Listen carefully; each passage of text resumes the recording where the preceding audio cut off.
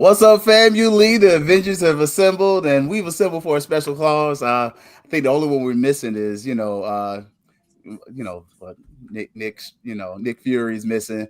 He's on special assignment though, so Nick Fury, also Brian from the ONG Strike Zone. But you got myself, Keith Hadley, Fangers Up Podcast, Troy, Fat Mouse Sports, Tashay, J Peeps, Marcus Green, Ashley, hat backwards today with Ashley, Mr. Campbell, and of course, leader of the O and the G, one of the leaders of the O and the G, Kelvin Rogers. So we got 2/3 of the O and the G here, man.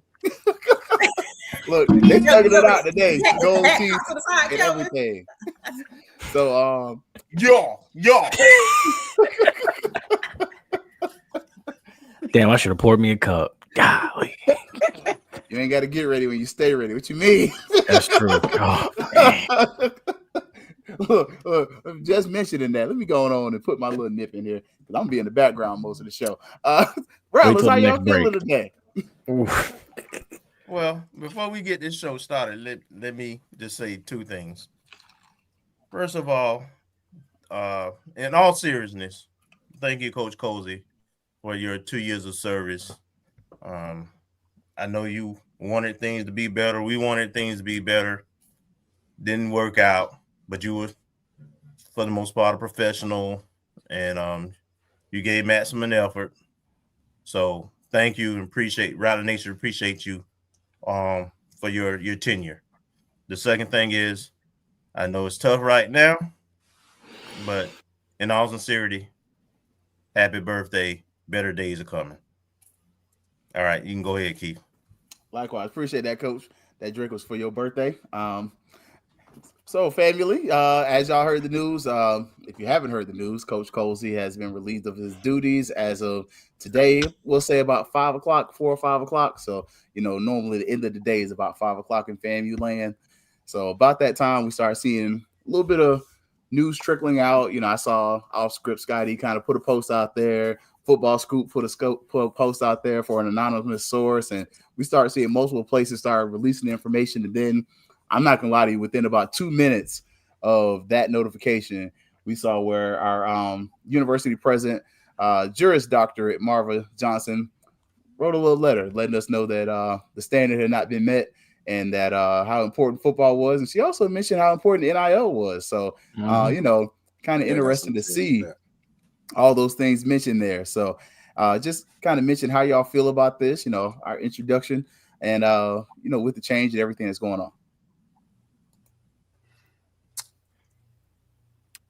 Marcus, you go first. Because I feel like the rest of us might be a little rough. Well, we all kind of knew this was coming when things started going south of the season. And especially with the last 2 weeks of the season, with the last second loss to Bethune-Cookman and then the loss to Valley, which was inexplicable.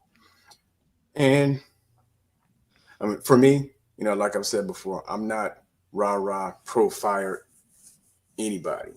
So, I just don't. I know this is the nature of the business. Yeah. And what happens, and the record wasn't good enough. So that's the nature of the business. You got to accept that. So I guess I have a few questions we'll probably get to a little bit later. But Kelvin, as you know, I shared something in our Google Drive, even before all this happened, about some things to consider about how things went down the last 2 years. And we could talk about it a little bit later. But, we got to turn the page, and I hope there's a plan. Because I think this is bigger than just the football coach. It's the administration. I think it's the program setup. I think it's also how alumni function, how much or how little influence we have. And like I asked a couple of weeks on our show, who's accountable if the alumni pick the coach and the coach doesn't work out? If it's not on the AD, if the alumni pick the coach or they put in their favorite, then who's the fall person? Who's to blame? I love So that. I love that, Marcus. You definitely looked at the script. there's a few questions I have, and we can get to it, but I don't want to monopolize it now. But there's things that I think that at a program level and a school and a university level that need to be addressed, or we're going to set up the next coach for the same thing. I agree. I feel like Marcus read the script. See, look, I could look. See, I see where I keep Marcus on the O and the G. Some more. Yeah, hey, look, yeah, I think he said it best. VM Matt said, "Hey, everybody don't speak at once now. Don't be silent." Why don't you just tell who you want to go? We'll just roll like that. How about that? Gotcha. Okay. J Peeps, going on. Share how you're feeling right now. Just with the change in motion. I'm gonna come to Troy last because I feel like Troy got a little bit of pettiness behind him. I mean, how I feel right now is just, there were like some moments of doubt. I mean, I was hoping it would have worked out. I had anticipated preseason that I felt like this team could have won 10 games. I'll be honest with you. Everybody saw the video. But when you see a defensive-minded coach, and I mean, mind you, I get it. A lot of people have their own personal feelings of Bobby Bowden and Mickey Andrews. For me personally, being a fan of both schools, when I see that you came from that tree and what their principles were and what those two guys taught, I expect you to be up here. I expect you to have the same demand of excellence that they laid out and that they lived up to. So when you come over here and I don't see the same principles being emphasized, and again, I hate to be negative like this, when you put discipline and details on a hashtag and on t-shirts and emphasize it in tweets and everything, and then that's still not delivered, that's where I continue to have a problem. I don't see consistency. Consistency matters on the field. And it goes back to what I had been saying on here and on Saturdays and even on Wednesdays with Ace and on Tuesdays with Bishop. How often are we emphasizing and talking about details, all those things? Oh, I hope I didn't freeze. No, you didn't freeze. You were perfect there. And we got thugs out to Shay. Got us slugs in today. Tell him how you feel up there in the A. Make sure if he had his car in the driveway, he might have it missing when he come out. What's going on up there, Shay? Well, I got my YN attire on today because since everybody wanted to be, Marcus was all professional and J Peeps is all. I'm gonna be a little gangster with it. Do you know how gangster the university got to be to fire somebody on their birthday? On the birthday? Now, let me say this. I'm not for, I feel bad, of course. I'm not ever advocating for anybody to lose their job. That's not what this is about. I'm making jokes, but I'm not ever advocating for anyone to lose their job. But I will say this. The standard is the standard, period. And if you can't reach the standard, you might get fired on your birthday.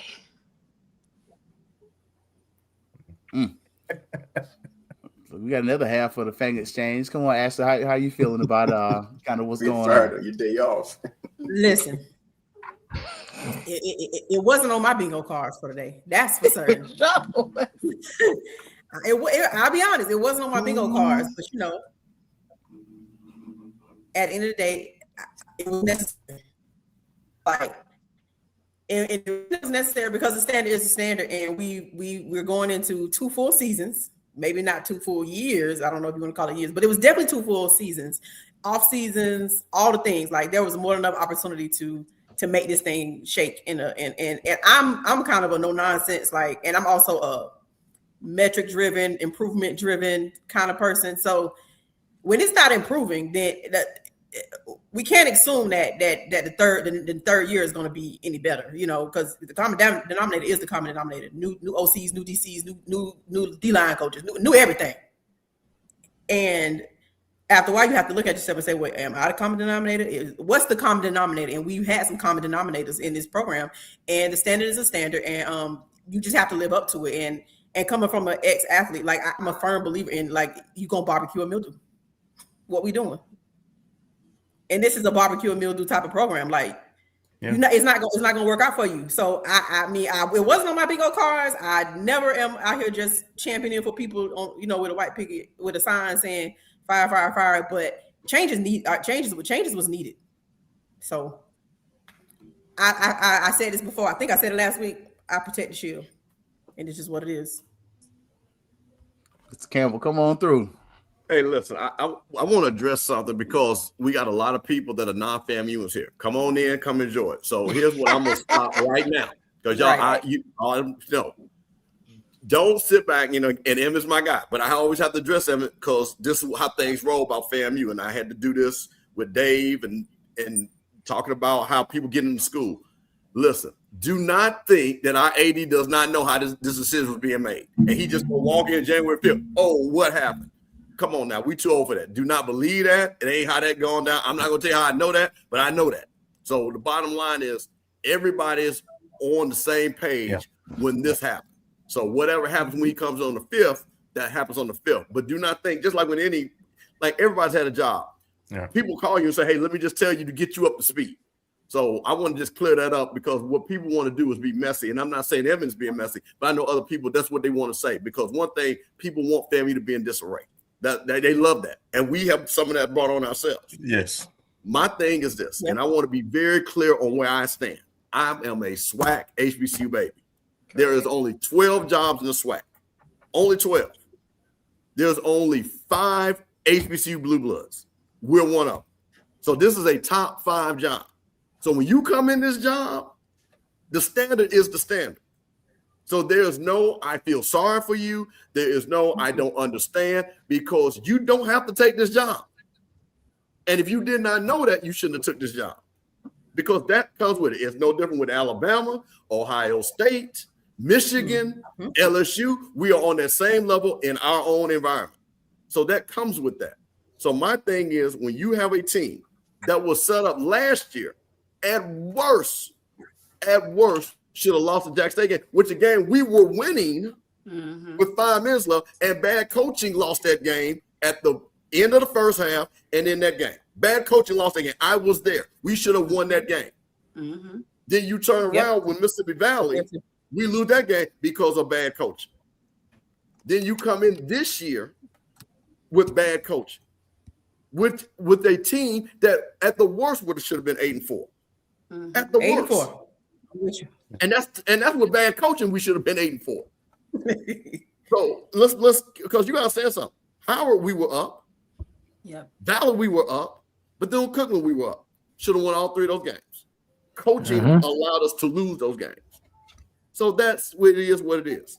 So my thing is, today it was going to happen. It needed to happen. But what I want to tell people too, just because it didn't happen sooner doesn't mean it didn't happen the right time later.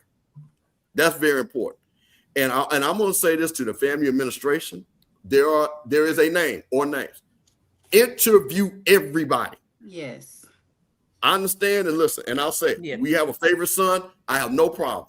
Right. And I'm going to say this as a respect. That should be the floor of greatness.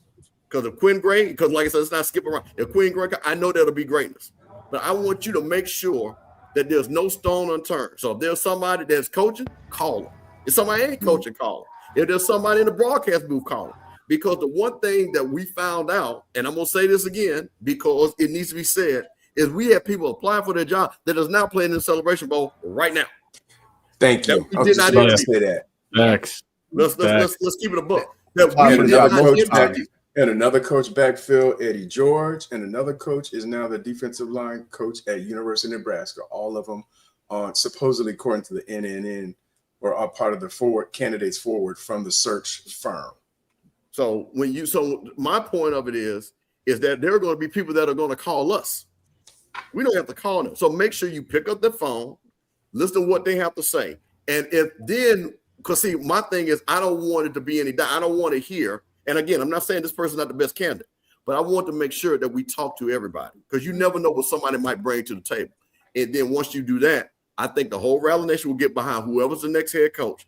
But what we had last time is because, and this is what I'm going to say to all my young people, never let BS get in the way of execution. And that's what happened to us. We were fighting with the AD and everything, and we were like, and this is how, let's be honest, this is how Cozy got there, is because we were fighting with her because she was trying to stick somebody in the back door, and we were so worried about, which we had a championship team, of all these kids leaving, Then there was said, hey, the kids want him. So you know what we said? Okay, we tired of fighting with you. We at least want to have the kids have a shot to win a back-to-back championship.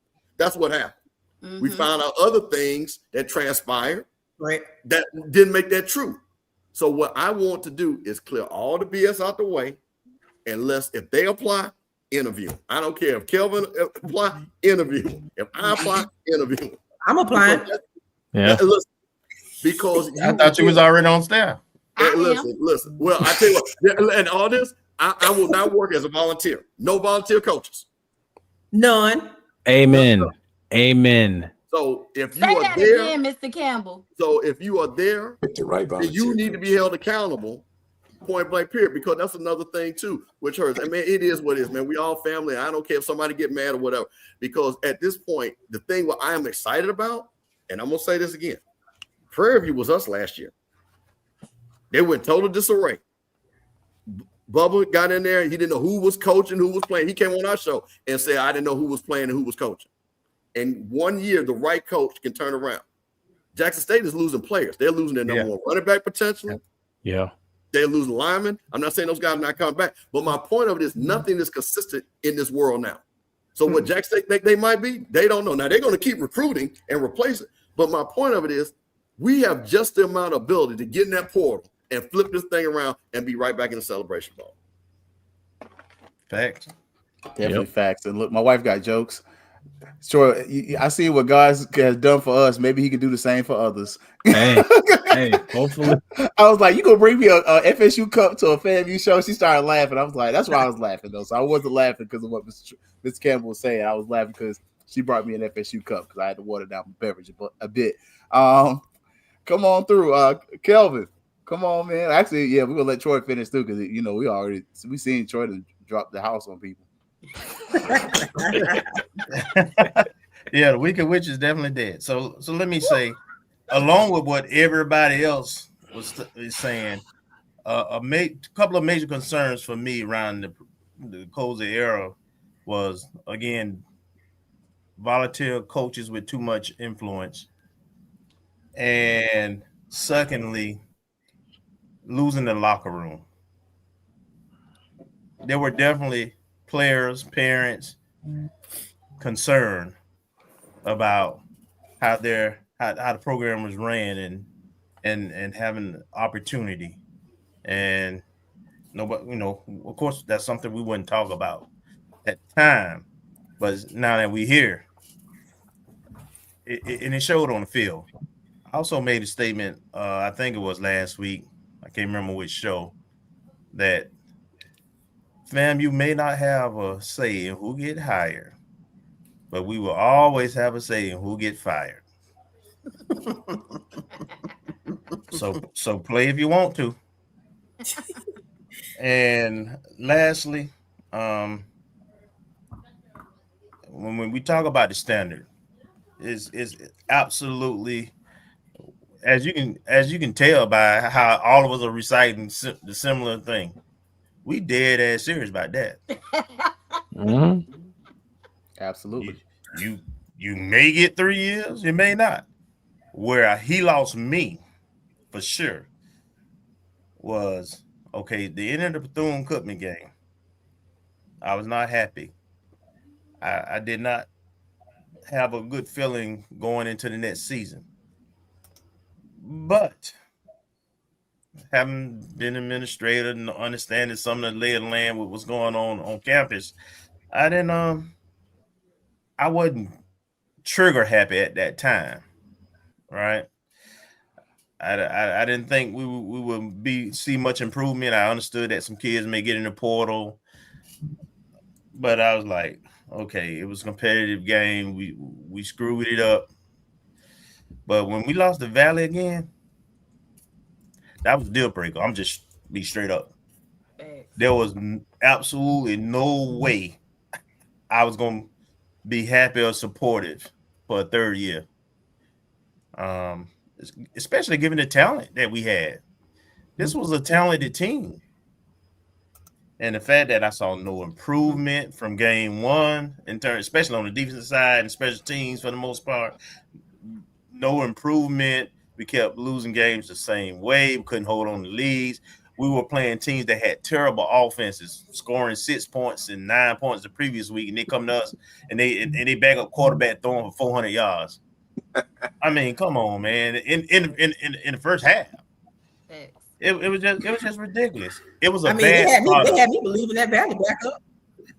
Yeah. Was yeah, he probably had me thinking that Valley backup was also maybe not that bad. Hey, he probably in Portal with that film right now. You know, probably. We on everybody highlight reel. On everybody highlight reel.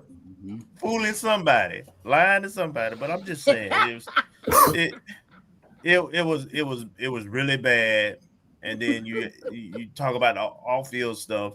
You know, there was reasons to not be a little concerned about it. You know, like I say, there's some transition. We got AD starting, but as Ms. Campbell pointed out, absolutely everybody was on board.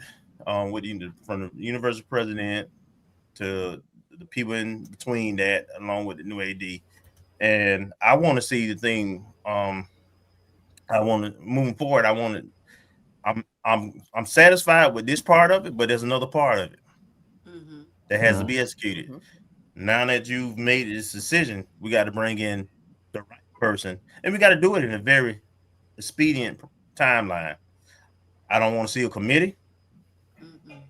I know that those in leadership have a short list. So I know one person in that process has plenty of experience and understand the culture and the fact that, you know, there's kids in the portal, there's early signing period, there's people making decisions right now. So this is something that cannot fester, frankly. Ideally, we need to have something solidified by no later than Monday of next week. That would be my ideal.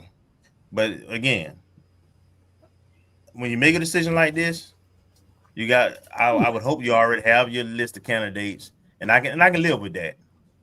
I personally can live with that, as long as it's vetted and it is not based on feelings. Person got to have the credentials. Got to have been a head coach and been successful.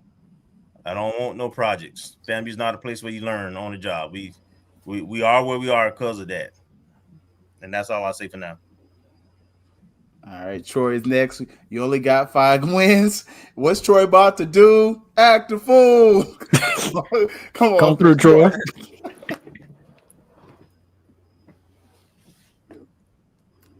He put a note out that he was having internet issues. So, first off, yeah. So if I crash out, it's because of my internet, not me. First off, being a Knoll and Rattler Nation, difficult one, of course, is a difficult one. I get to see on a regular basis, because of history, why people don't like Florida State. Understand, when you come across those tracks, excellence is understood.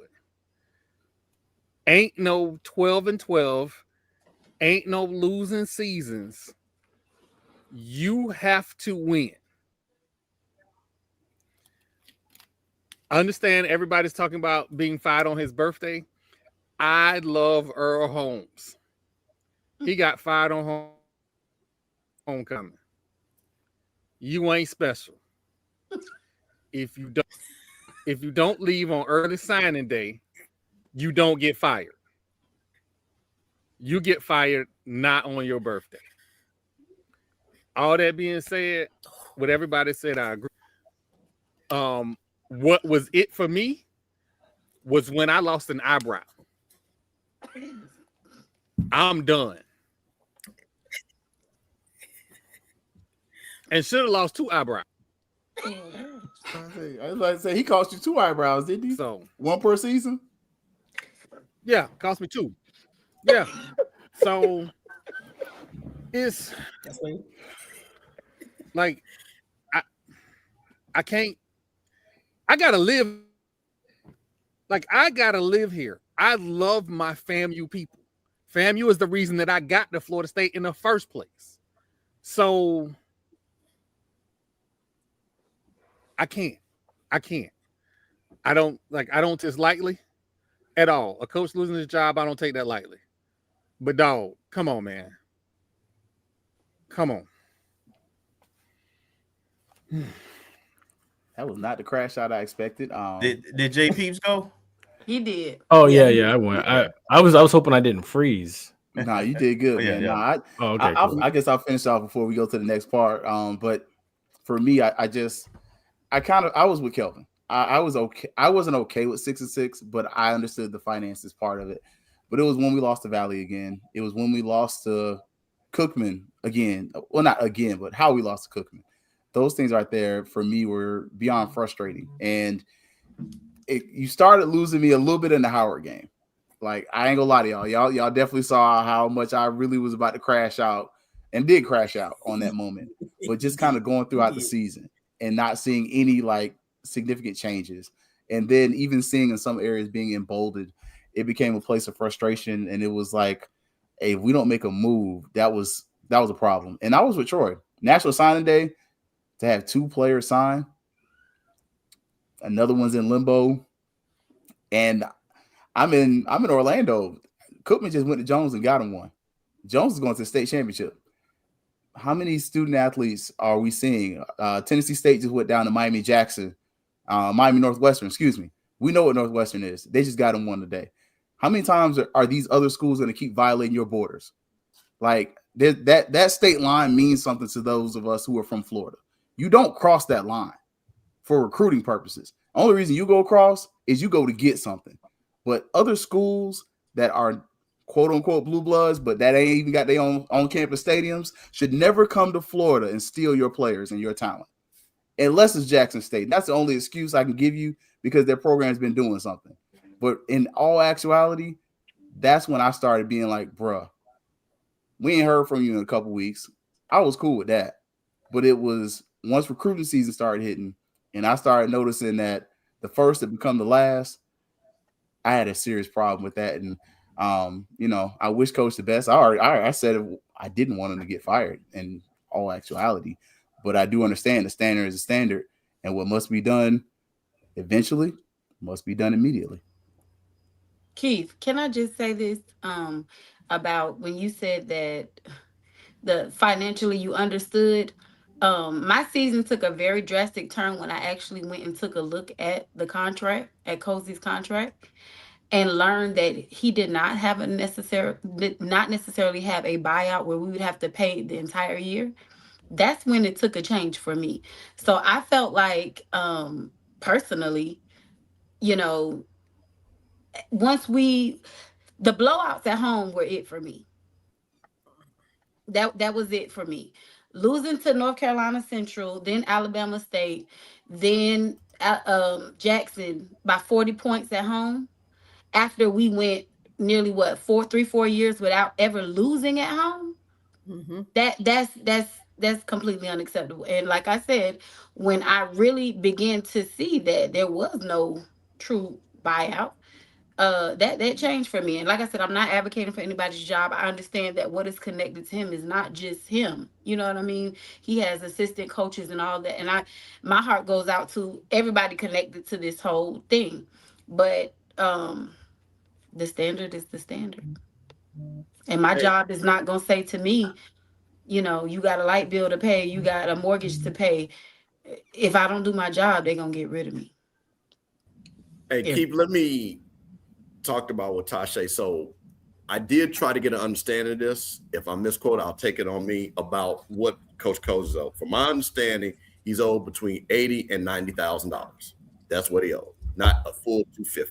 And it's based off of weeks and time off and things like that.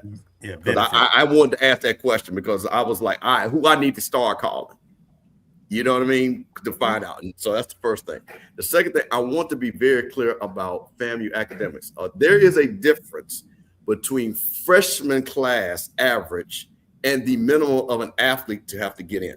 They're not the same.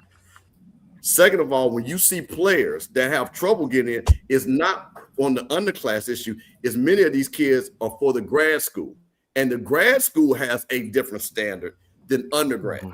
So that's the reason why with some of these players, especially the quarterback, I think tried to come from Kansas State, he was trying to get in grad school. There's a totally different standard. As you got, most of you guys have master's degrees and advanced degrees. As you well know, you have to have a certain level to get into a master's program, and you have to maintain a certain grade level. So I want to be clear because see, this is the people are going to go back and look at this, and they want to hear the truth and facts. Other people are going to talk about FAMU, don't know what they're talking about. So I'm going to be the arbiter of truth. So let's be clear. Tasha's correct. We do not owe him $250,000. From my understanding, it's somewhere between 80 and 90. Correct. Second of all, it's not because stop looking at, thank God FAMU has raised their level where people got to have 4.0, but that is the average. That is not the minimum to get into FAMU. Every school has a minimum. Doesn't mean that you have to take the minimum, but for athletes, that's what they get it. So all our athletes are not 3.7s and have to have 40s or whatever. That's not how that works. Okay. What they have to be. But we are not an open admission school like other schools coming in as freshmen. It is a much higher standard compared to who we recruiting against. Right. And but it's not where we got to have a 3.5 though, or something like that. I know that. And also, my understanding, you can correct me if I'm wrong, but also some profile admits we may have cut back on that as well. We might not. Absolutely. So, I mean, that's another aspect of it in that there might not be as many leniency given with the profile admit aspect. And I want to address I guess a couple things I see in the chat that, you know, we did get 2 signings last week, which is a far cry from the 11 that we had verbally committed. But out of those, we have at least 4 or 5 players who are playing their respective state championship games coming up. And none of them have decommitted. I don't know what's going on behind the scenes because there was a tweet from someone from Reigns about TJ Cole, and saying didn't say anything specific, but not from him, but somebody else. But we do have at least 4 or 5 players playing for Reigns, and some of our other verbal commits got knocked out in the most recent round in the regional championship or state semifinals. So it's not like nothing's being done, but we do need to get that wrapped up because now that we're on the clock with having a coach, and we have some verbal commits who are hanging in the air and not sure, and plus whomever comes in, whatever contacts they have. Signing, or at least the transfer window opens basically right after the new year. And people making decisions now.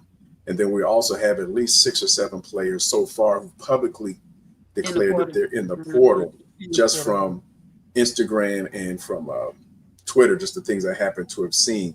So there's a lot of churn going on. So it needs to, in order to be able to have sufficient talent and even retain the talent that we have, we need to have something done pretty soon. Also, this is the last week of classes, so those student athletes, they'll be gone by the end of the week, and some of them I would be making decisions. While they're away, concerning that transfer period, and there's some uncertainty. So the new coach coming in going to have to, do some outreach while guys may not be face to face and try to convince some of those. So that's why timing is really important at this point. We can't mess around too long with this. And I want to say something. Scale. So to that point, it looks like it's just a flat 2-3 now. Like there used to be a sliding scale. So if you can get like a flat 2-3, you can get in. But again, as y'all mentioned, athletics changes it. So when I did NCAA at Jones, there was a sliding scale. So it was based on test scores and everything else. But this per Dr. Google, looks like you just need your courses and a 2.3. But again, as Kelvin mentioned, FAMU has an additional eligibility there. That's the NCAA sliding scale. Right? That's the NCAA sliding scale, right? FAMU is above that. FAMU is not happening. Precisely. We had our former coach to come in and say flat out that exactly. Yes. With a 2.8, Coach Shue. Something. Well, no, Coach Shue would tell you, and his teams have some of the highest GPAs. Exactly. With the biggest numbers. But he'll tell you that recruiting at FAMU is a little more challenge for him versus the people he's recruiting against. Precisely. Because they can get in kids, frankly, that he can't get in. Exactly. That is a real thing. That is a real thing. But well, hold on, Kel, but here's the thing. Wait, I'm sorry. I just want to address. Go ahead. But this goes back to the point. We had, and Marcus knows this, in the portal, what we got 30 kids each year? Just about, yeah. Yeah. We lost a boatload so that year. They qualified to get into FAMU. Yes, 30 yes. kids. And the majority of those kids tend to be like near or at the end of their academic career. So a lot of those kids have actually graduated. Like, yeah, those graduate and AA are different from freshmen. Mm-hmm. Right. The conversation, Right, the conversation I'm having is for those but freshmen. But even with the kids, that's what I'm saying. That's why I want to be very clear. If you look at a lot of these kids, and Kelvin, me and you run the same age, stuff like this ain't the old day when people couldn't read. These kids have tremendous GPAs because they know that. So what I'm saying is, I just don't want us to put this mental block that we can't get talent to FAMU. That's my point. That's not true. Yeah, that's because that's what people say, that there's this narrative that FAMU is Harvard and that you got to have a 4.0 to get in, and that's what I want to be clear on. That's not true. I wonder who said that. Now, I'm gonna address it. I'm gonna address Mr. Campbell. I'm gonna address it. Don't worry. We got some other APR stuff we need to handle, so they don't need to be Harvard, but they can't be W. Tread lightly. Again, but wait a minute. I want to be clear on this. Again, this is okay, and I guess my point of it is, it's about we brought kids in that fit the requirement, right? Oh, yes. Mm-hmm. Okay, let's start there. None of those kids made all SWAC. That's my point. So again, if you're going to get kids, you can get kids in. It's about evaluation of the talent. That's And what development. my point of this. Because we are getting kids in. That's all I'm saying, is that we're not saying, Cozy didn't say, I only could get 5 guys in. He literally got 30 kids in. 30 kids that he deemed that he thought would be a benefit to this team. And I'm just using the all SWAC model because, again, if you look back, and Marcus, you know this, historically, if you got, and it's kind of balances out, you got more all SWAC play, you probably got the best team. It kind of works out like that. When we won our championship, we had the defensive player of the year, the offensive player of the year, 11 guys all SWAC. So that's all I'm saying, is that I just want to be clear. And like I said, of course, APR, but again, and I don't want to get too far off on that, but that also has to do with some compliance stuff. Yeah, it's a lot more than it's a lot more than just APR. It's definitely loaded. I don't want to borrow that, but I guess my point of it is, I just think the show is so important that we clarify for people, because you see the stuff in these groups and these things, and then people call me, and I'm like, that's not true, because even and Marcus, maybe we'll get into this. Even there's a D2 quarterback. People like, how's he getting offers? I had to go find out. It's a different rule for D2 players than upper level players. D2 players right now can get offers from anybody. Yeah. Right now. So these are things that I just want to educate people while we're on here tonight. So that's all. Come on through, Troy. I have over and over watched FAMU fall on the sword. Not tonight. Luther Campbell, Mr. Move Something, started this BS earlier today. Yeah. I'm going to say this. Since you are a mentor of young men, you know when they're in the 10th grade where they are academically. Since I was in high school, you started preparing for after high school in the 10th grade. Get them kids the things they need so they can be prepared to come to Mother FAMU. If you ain't got nothing else to do with that, shut the hell up. I'm done. Amen. Well, and let me just add, there's kids who come in with 3.5 GPAs, but they may have came from schools that weren't considered highly academic atmosphere, or they might have not taken enough of the kind of courses you needed, college prep courses, or the kind of courses you need, or they may not have had the test scores. There's a lot of things that factor in coming into FAMU as a freshman, besides just your GPA. So, I just wanted to make sure I add that little context to it too. I want to point out a comment. It's going away from the academic side, but the recruiting side. I saw somebody in the chat mention they were hoping that TJ Cole, who is the quarterback at Reigns, who committed to us, baller. He's going to the state championship this whenever it comes up in a couple days or weeks. He was heavily recruited by Coach Burris, who is now the interim coach, obviously quarterback coach. So it makes sense that that's who was heavily recruited by. He's still committed at the moment, but with Coach Burris still being interim, there is a good chance that he'll he'll stick and, you know, come along. Now, I'm not speaking for him. I'm just going based off of what I've seen, that he was recruited by our current interim. And we just have to do the work to, you know, like it's been said, do the work to keep these guys committed that we believe, you know, can make something happen at FAMU. Mm-hmm. We have TJ Cole. We have TJ Cole from Reigns playing against our offensive line commit Anthony Bell from Miami Northwestern. We have an offensive line commitment from young man Iggy Zalatia, hope I pronounced that right, playing for Cardinal Newman in the Class 1A championship. And we have, what's the other one? We have 4 people playing for Class. Cedric Kelly with Creekside out of ATL playing in the Class 4A championship. And we have another young man we just offered about a week and a half ago. I can't remember his name, but he plays for Hebron Christian, and they're playing in the Georgia private state championship. So we made the offers, and actually, ironically enough, TJ Cole and another commit, the young Devin Anderson from Godby, both of them were initially offered by Coach Riz. So the coaching staff did a good job of following up, or maybe just noticing the talent. But both of them were originally offered back in 2022 under Coach Riz. Marcus, real quick, TJ Cole is still in contact with the program. So just because he has not signed does not mean we have just dropped him. He's still in contact. Yeah, that's what I mean earlier. Nobody's like gone away from. The only 2 commits we lost from early August were the young man who went to Akron. He decommitted in October, and he went to Akron. There's actually another offensive lineman out in California who committed to Alabama State. He decommitted in October around the same time, mid-October, and signed with Alabama State last week, a week and a half ago. But other than that, we haven't heard anything from the people who are still on the fence. You see the Knowles offer. Yeah, I was just about to say that. Yes, I was trying to pull that up on the see if I can find it. Starting QB, who said that? We don't know who said that. Now you got to work for this. But that's a fan, you know. You can't. Yeah. But now, yeah, I will say. Oh, go ahead, Marcus. No, I was gonna say. I mean, Knowles has been getting offers all day because he posted. Posted his transfer thing probably like within minutes. He was getting offers from just about every HBCU. Let's be honest.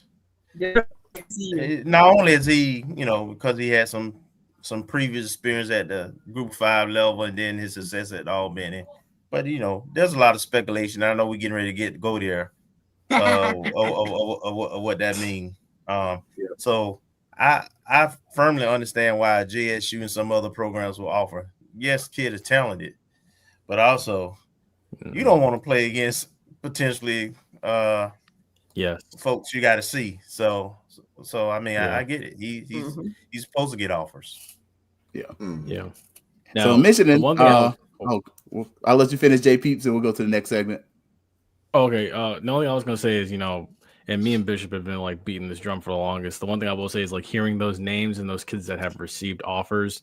It is good to know that we are recruiting kids from, you know, state championship level programs or teams that are consistently playoff teams or teams that, you know, are always in those like state semifinal rounds at the least year in and year out. And I hope that, you know, because there are plenty more programs around the state of Florida and up into South Georgia and even in the Atlanta area that, or even hell, even like going over to Alabama too in Texas, like keep in contact with these high school coaches, keep in contact with these kids in these programs.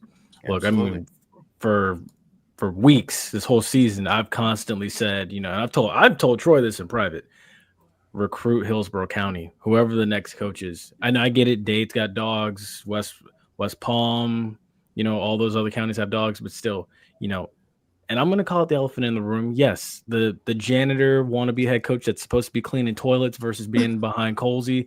Yes, I know he went to Jesuit, and that's also part of the problem. And look, I went to Tampa Catholic. I'll tell you the truth. Don't ever trust somebody that went to that high school on Himes. I'm telling you now. Do never put your faith in. He was like high school smoke, boy. I'm telling you. I'm gonna go for his meal drink. All I know is the boys Tampa Take came over to Orlando and got that molly whopping though. Now, and they did too. But I will say this: that is a high school that you should recruit. That place Tech, and they've benefited FAMU. Armwood. We've had their recruits come through the last couple years. Yeah, like dude, Yeah. I've said it for weeks. The kid that's he flipped from USF to Auburn, ironically. The quarterback at Armwood, I told Ryan Stanley, I'm like, look, that kid reminds me of you. Truthfully, he might be better than Ryan. Like, we could have at least just slid him an offer. But again, I say this for the 8th week in a row. There are 3 defensive linemen at Armwood right now that all look like Jordan Davis and Jalen Carter for the Eagles. Why can't we go get one or all 3 of them? I'm just saying. So that's my spiel. Recruit from winners around the state. Yeah, and actually, South and that's so Georgia, too. important. That's so important to like you gotta have some winners. Like if you can't put somebody how to win, they already know how to win or something. Well, who is that? So it was at this moment you knew he fucked up. What was the moment that you knew this season that Cozy had messed up? Uncle Steve, you in the middle. I'll start with you. No. Let me go. I'm gonna just jump in real quick. Okay. For me, if I'm totally honest, the Central game. Once you get beat by 30 points at home and let somebody put 40 on you, that was the 3rd game. We was 0-3. Well, 1-3 because we had paid Alabama State.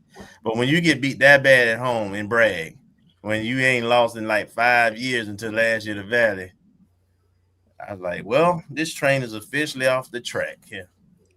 So for me, if I'm honest, that was the moment I think the tide turned in Rattler Nation. Yeah, it was Alabama State for me. And then NC Central kind of like put the nail in the coffin. Come on, Ashley. Ashley was ready. Come on now. I'm gonna say something a little sooner. You might be me, thinking it was the same Albany thing State. I was thinking. It's Albany State. I'm thinking about that onside kick. You got Babico too? Yeah, that pissed me off as well too. Look, you got Haitian rum too? That's what me and Tashay talk privately all the time, right? And I told her, we're gonna make this. I'm gonna personally make this to Albany State's game. I will see how things look based on, because winning is one thing, but barely winning is another. So Albany State was the game where I was like, yeah, this ain't it.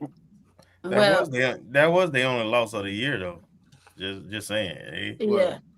Ashley, they want a typical D2 squad now. Right. I do agree. I do agree with you, but no. Ashley said we talked privately, and she made a comment. She said, she was saying that she was giving him to Albany, which would let y'all know that he had lost me way before Albany. For me, it was the Howard game. I gave him the recruiting. I felt like he was really trying to recruit in the offseason. I like what he put together. Well, some aspects of it. Maybe we'll get into that. But I like some aspects of the recruiting. But the way that we lost that game in the last minute, the last 30 seconds or whatever, I was like, oh, this is not it. It's not it. So it was the quarterback. But the reason that wasn't a be all for me at that time is because I figured he was still trying to figure out the quarterback thing. I think we all expected the QB2 to be the starter. So that caught us all. That all caught us off guard. We thought, at least I thought, it would self-correct within the next couple of weeks, and it never happened. Yeah, Howard was it for me. Yeah. No, I don't know for me per se. When I was, I'm still not trying to get nobody fired, but I knew the tide was turning when we lost to Jackson State, just because of the visceral reaction of Rattler Nation. Whenever we lose to Jackson, it's anything, tiddlywinks, whatever it could be. So when we played a good first half, and then the second half, just like, I guess right at the end of the first half, when we gave up that big run and then they scored, and then coming out of halftime, fumbling on the kickoff, I was like, this is not going to be good for the rest of the year. It doesn't matter if we win out the rest of the games. It's not going to be good. People are not going to like it. So I knew the nation was turning right then. Yeah, hey, Marcus, I got a question. You said you don't want to get anybody fired. The person actually has been fired, brother. You okay? You okay? I'm saying at the time.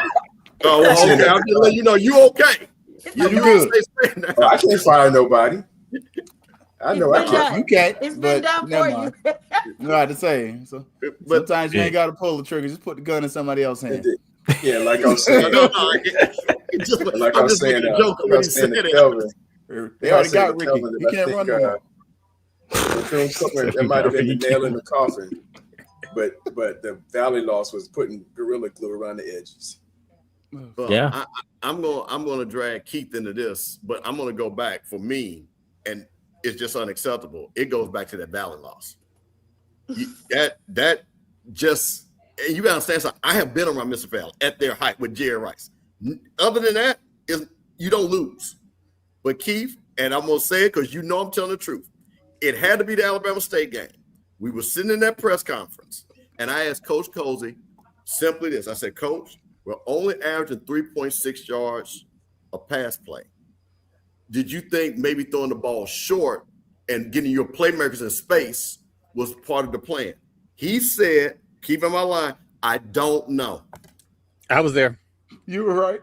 Yeah, when you say stuff like that, that's then the guy for Jacksonville doubled down and asked, have you considered switching the quarterback? Remember, I believe. And what was his answer? And he was like, no. I never thought about switching the quarterback. So he said, I'm going to have to talk to the offensive coordinator to see what happened. And I'm like, bro, the game was happening. That's when you're supposed to be talking. Was that the game where they said they're not going to go home until they get it right? No. No, I think that no. That was North Carolina Central. That was North Carolina Central. I mean, that was a waste of time. That was asshole. Yeah. So when you say that, that's when I was like, and I looked at you, and I said, "There's no way," because that means you don't have control of the team.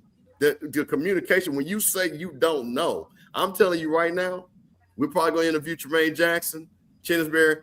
They know what every coach is doing at all times and all the players. You think TC Taylor doesn't know in that championship game what's going on with Lorenzo Quinn?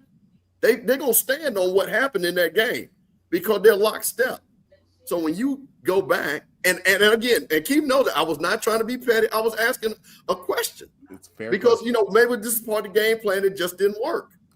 And when he said, I don't know, I'll have to talk to Coach Burris to figure out what he was thinking. I was like, that you just can't, because the buck stops with you, which then leads into, and Kelvin, my thing is into that press conference at the SWAC Media Day, and there was not any responsibility taken of that loss against Bethune-Cookman, where you could have said, I should have been better. I should have got these guys better. But it was the NIL, it was the nutrition, it was this, it was Tashay, it was Ashley, it was Mark, it was all of us. And this block and tackle. And I'm just a person, I'm just a big person. And like I say, we got a lot of teachers, and I know you got teachers. It's about responsibility. It's your responsibility to turn your work in on time. It ain't your mama, it ain't your computer going down. These are things that we're teaching people at a very young age about responsibility, even when they have children. Why didn't I get this? Well, you did not perform. So my thing is, again, when you say those things, and this is what I'm talking about, this is a top 5 job, and we ain't 5. Okay? Let's be clear on that. So when you say that, then you don't even understand what this takes to be a coach in this job. And like I said, again, and I'm saying this is no joke. Me and Keith looked at each other. I'm like, did he just say that? Gerald was in there. I had a good poker face all season to the Florida Classic. I'm glad you wasn't in it. Troy, tell you that was the one day I had no poker face. I had no face that day. Yeah, and that's why Bubba McDowell, and exactly that's why Bubba McDowell is not the coach no longer at Prairie View, because exactly what he said. Yeah. Troy, did you get to say one, Troy? Troy was in the media room with us too. Listen, for me, now that Mr. Campbell brought back some memories, I think y'all know, like, I had a running joke, but I was serious when I asked the question. I would start the question out. I know you told me not to ask about your quarterback. I did that on purpose.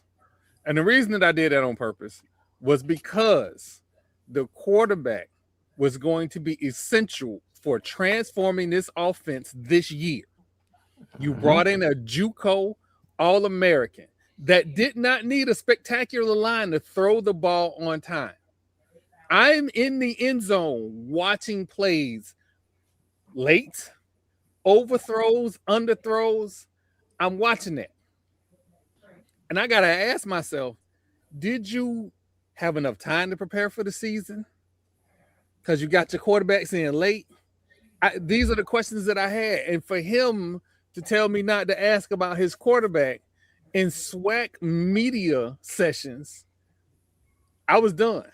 I really was done, because it went to what your team identity was going to be. Troy, he told you that? Yes. Do you? That was Yes. the reason I kept saying it. Yes. There was a reason after the second game I stopped asking. Well, it was a reason, but it was a reason why he didn't want you to ask about it. Yeah. Even though we all knew what was going on. Right. Yeah. Wow. I think for me, so we could put a wrap up. The Albany State game was where I first got serious concerns. Like, I was mad at Howard. I ain't gonna lie to you. I was mad. Like, that was my crash out moment for the season. I purposely said they sucked. I still believe they sucked, and their record showed they sucked. But they ended up beating a team that wasn't well coached. And then the Albany State game, I said we got lucky to win that game. And I meant it. I did not mince my words. I was officially done looking at it and just remembering it. Honestly, homecoming. Because I watched that game and I just watched, and I was having flashbacks to the Valley game during that game. Because I remembered that Alcorn State almost won that game at times. And it was like, okay, you keep trying to tell us these same things are okay, but I know it's not okay. Like, I'm sorry, I'm a man, everybody been in a bad relationship, and this feel like a bad relationship where you just telling me it's okay, I'm gonna do better. Narcissist, you're not about to do better. You're gonna keep doing the same thing you've been doing over and over again, and you're gonna keep telling me it's okay. And at the end of the day, I know better. I know it's not okay. And and that was just, for me, it was like, this ain't gonna get no better. You're gonna keep trying the same guy out here at these multiple positions that have these flaws, and I'm gonna start asking you questions about what's wrong. That's why I started asking what's wrong versus, okay, is this, is this, or that, and that, because I wanted to see, could you give me solutions? And I kept noticing, much to Mr. Campbell's point, the solutions always came a week late, and we always made our game adjustments a week late. When you went back and watched the video, you were like, dang, we adjusted a week late. This is the wrong team. Why are we doing this against this team? And it seemed like even against teams that we knew they had a certain, like against the Jackson State. I don't know if y'all remember the post game for Jackson State when he was like, I'm worried about their pass. DFUK? Like, why are you worried about the pass? You just need to stop the run. It was Jackson. He sure did. And it's like, are you serious? Yep. And I'm just sitting up here like, I'm like, man, I'm glad I didn't have Babico in my time, because that poker face was gone. Like, I was like, all right, coach, if you like it, I love it. Man, them press conference was tragic, man. Me and Keith was sitting in there just like every week. And the thing about it, there were not any gotcha questions. No, there was not. They sure was got no. Willie was getting gotcha questions. I can't lie to you. We used to ask Willie, like, hey, why aren't you running this formation, that formation? Because we were trying to get him to admit, like, this formation don't work. We weren't even doing that. We were just like, hey, coach, I kind of want you to see a better way of this. This isn't working. Hey, what's not working about the defense? You have all this experience, kind of let him vent a little bit. You've been an All-American defensive back. You've gotten a chance to see the pros. You didn't necessarily play in the pros. Can you share with us what you're seeing? How frustrating is it? And it was like, man, they're just not executing it. And then you go back and we do. Honestly, what really woke me up was when we started doing the film reviews ourselves, and we started showing the plays, and we showed plays, and we were like, did we see the same defense last week? Yep. He just said in the press conference, Troy, you remember this defense worked in X game, and we're like, me and Troy, I looked at Troy and I'm like, what the heck is he talking about? And we're just like, you just got burnt. You lost the Classic because of a defense we know that doesn't work. And then the next week you did the same defense And against next Valley. week we did the same And we thing. just broke it down on this Mhm. show and showed it didn't work. And I was like, bruh, And got beat the same way with that. I'm same with you when defense. you're right. But right Hey. now, I can't be with you.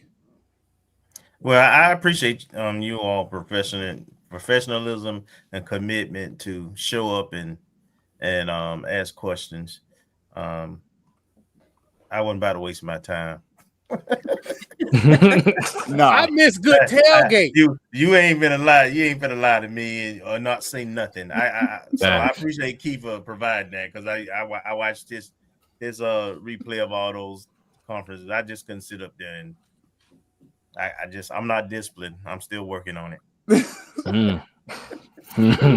So our next question, and much to Marcus's point, Marcus read the show notes.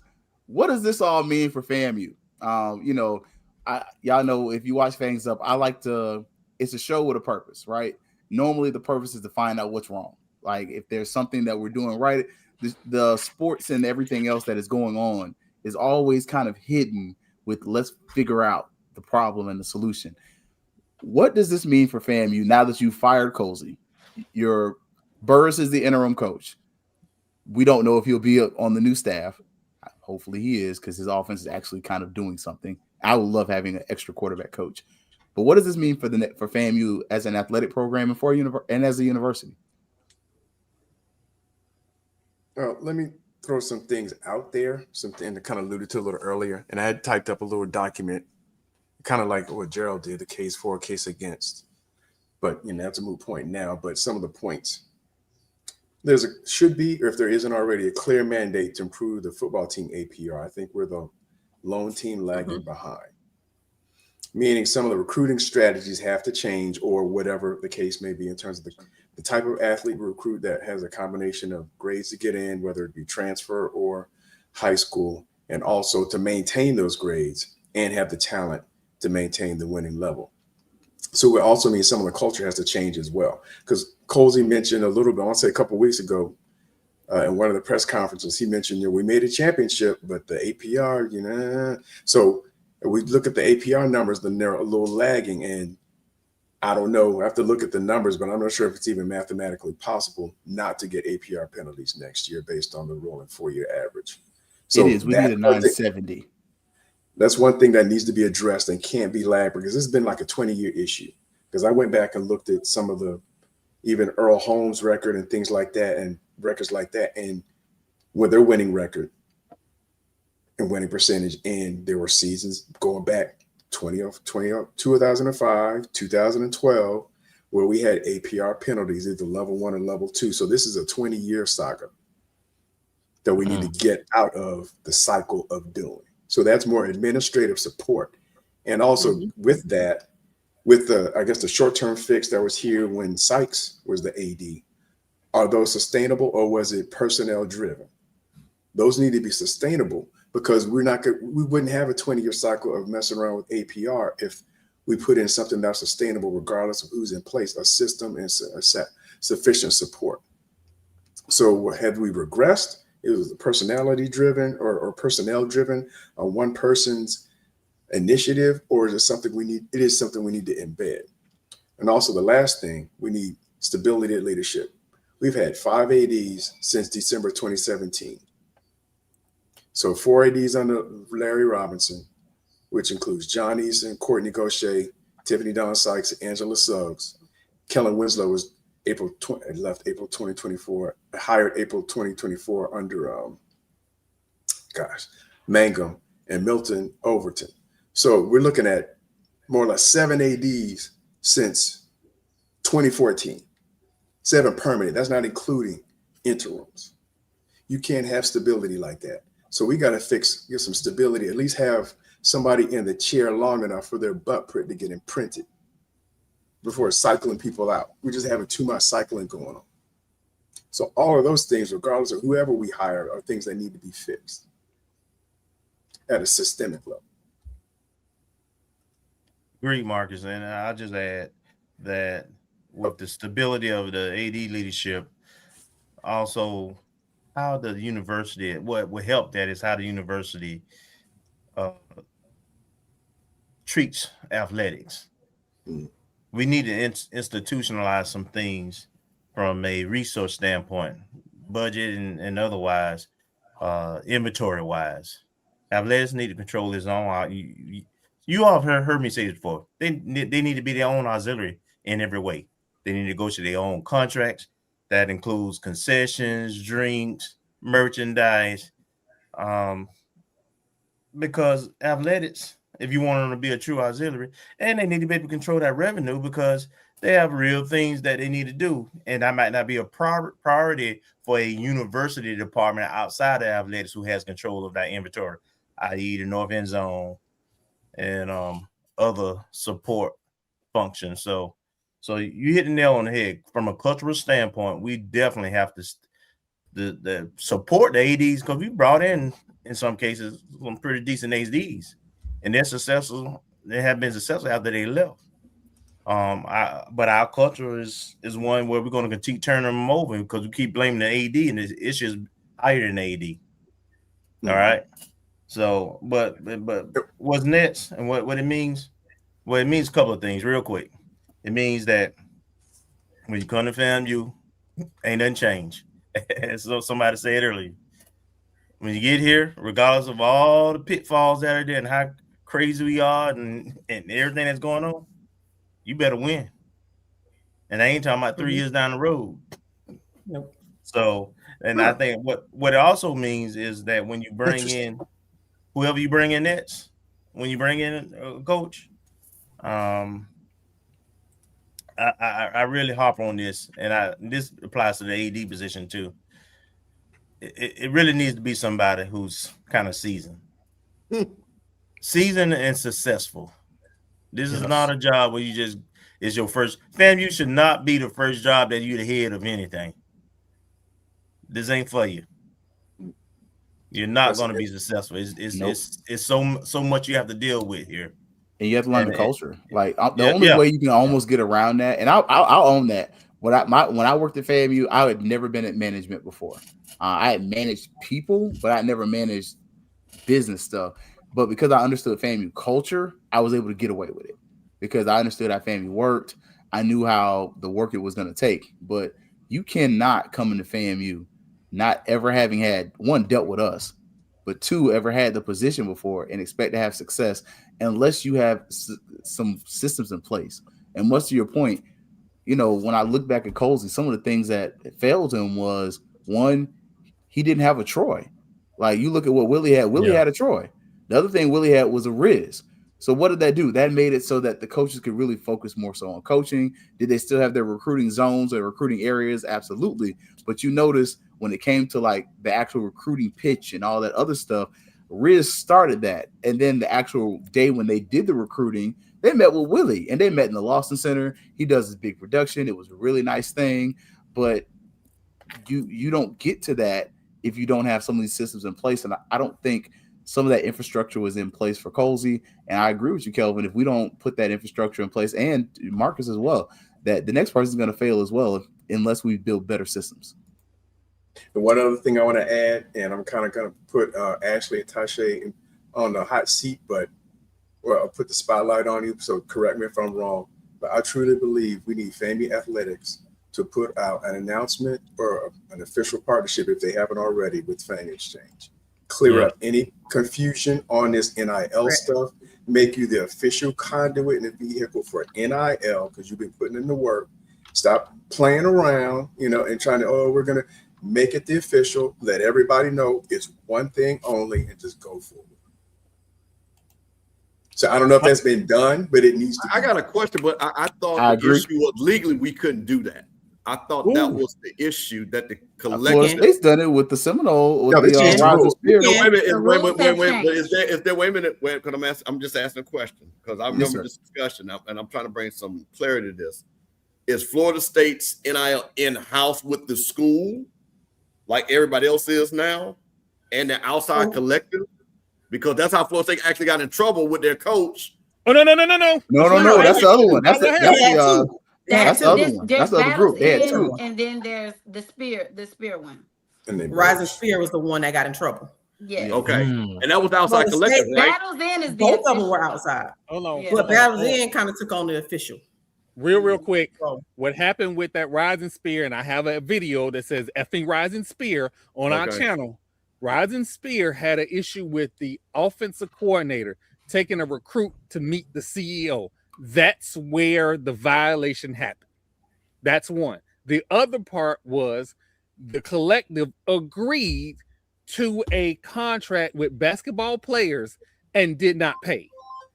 That was the second problem with Rising Spear. I So the remember CEO of Rising Spear, I hope you stub your toe every morning at 3 a.m. while you're going to the bathroom.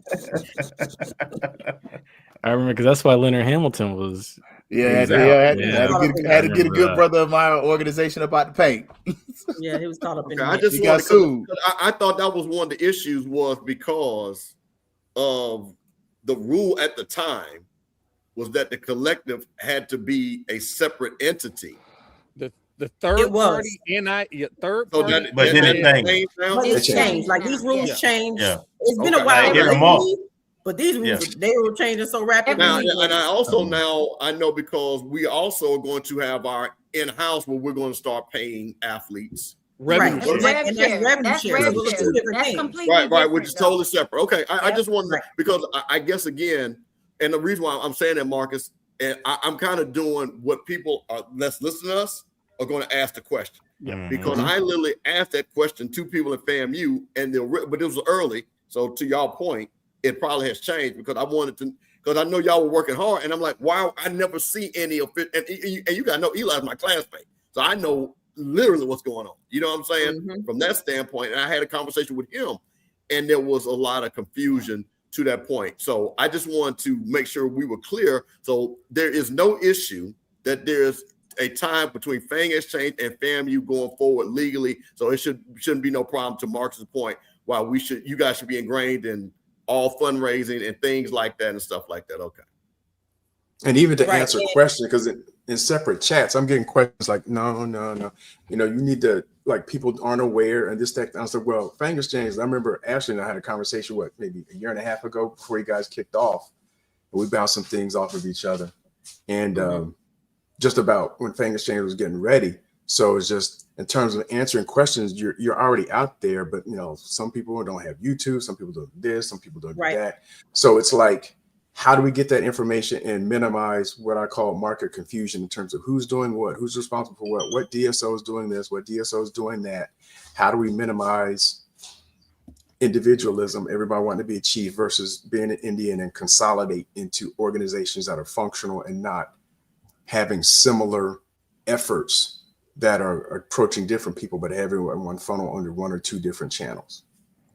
Hey, Marcus, that's very important as it pertains to the NIL, because again, Fang Exchange has been doing the work. Eli Patrick, who has kind of been doing some work as well, and just it's one of those things where you do need to be one band, one sound, like I like to say all the time. And there's also, since we're here, there also is a narrative that FAMU is not, you know, leaning into NIL, and I'm just going to make a blanket statement that is not true. There are plenty of things that are happening behind the scenes that's not being broadcast in manners in which others have been broadcasting. That is actually happening, and these conversations are happening almost daily, pretty much. So there is NIL that is being pushed out. I mean, I know our ex-coach made comments about lack of support. I can confirm that there are entities, including Fang Exchange, that engage in NIL with student athletes of multiple sports at that. And so let's clear the air, since this is what we're here for, to make sure that it's known that we are doing the work. And just because you don't see some, you know, grand, massive announcement does not mean that the work isn't happening with these student athletes. And that there's more work to be done. There's also some things some conversations that have started and have been going on actively with our leadership. You can know that as well. And that's as far as we can take it at the moment. But myself and Tashay, even Eli, we are all interconnected, talking at all times. I'm pretty sure Mr. Campbell knows that. We don't always talk about it. Being real nice though, like when she's talking about, like, we had NIL students, and let's be honest, you know, I mean, obviously coach is gone. We didn't have any student athletes that came to any of the press conferences until the Florida Classic.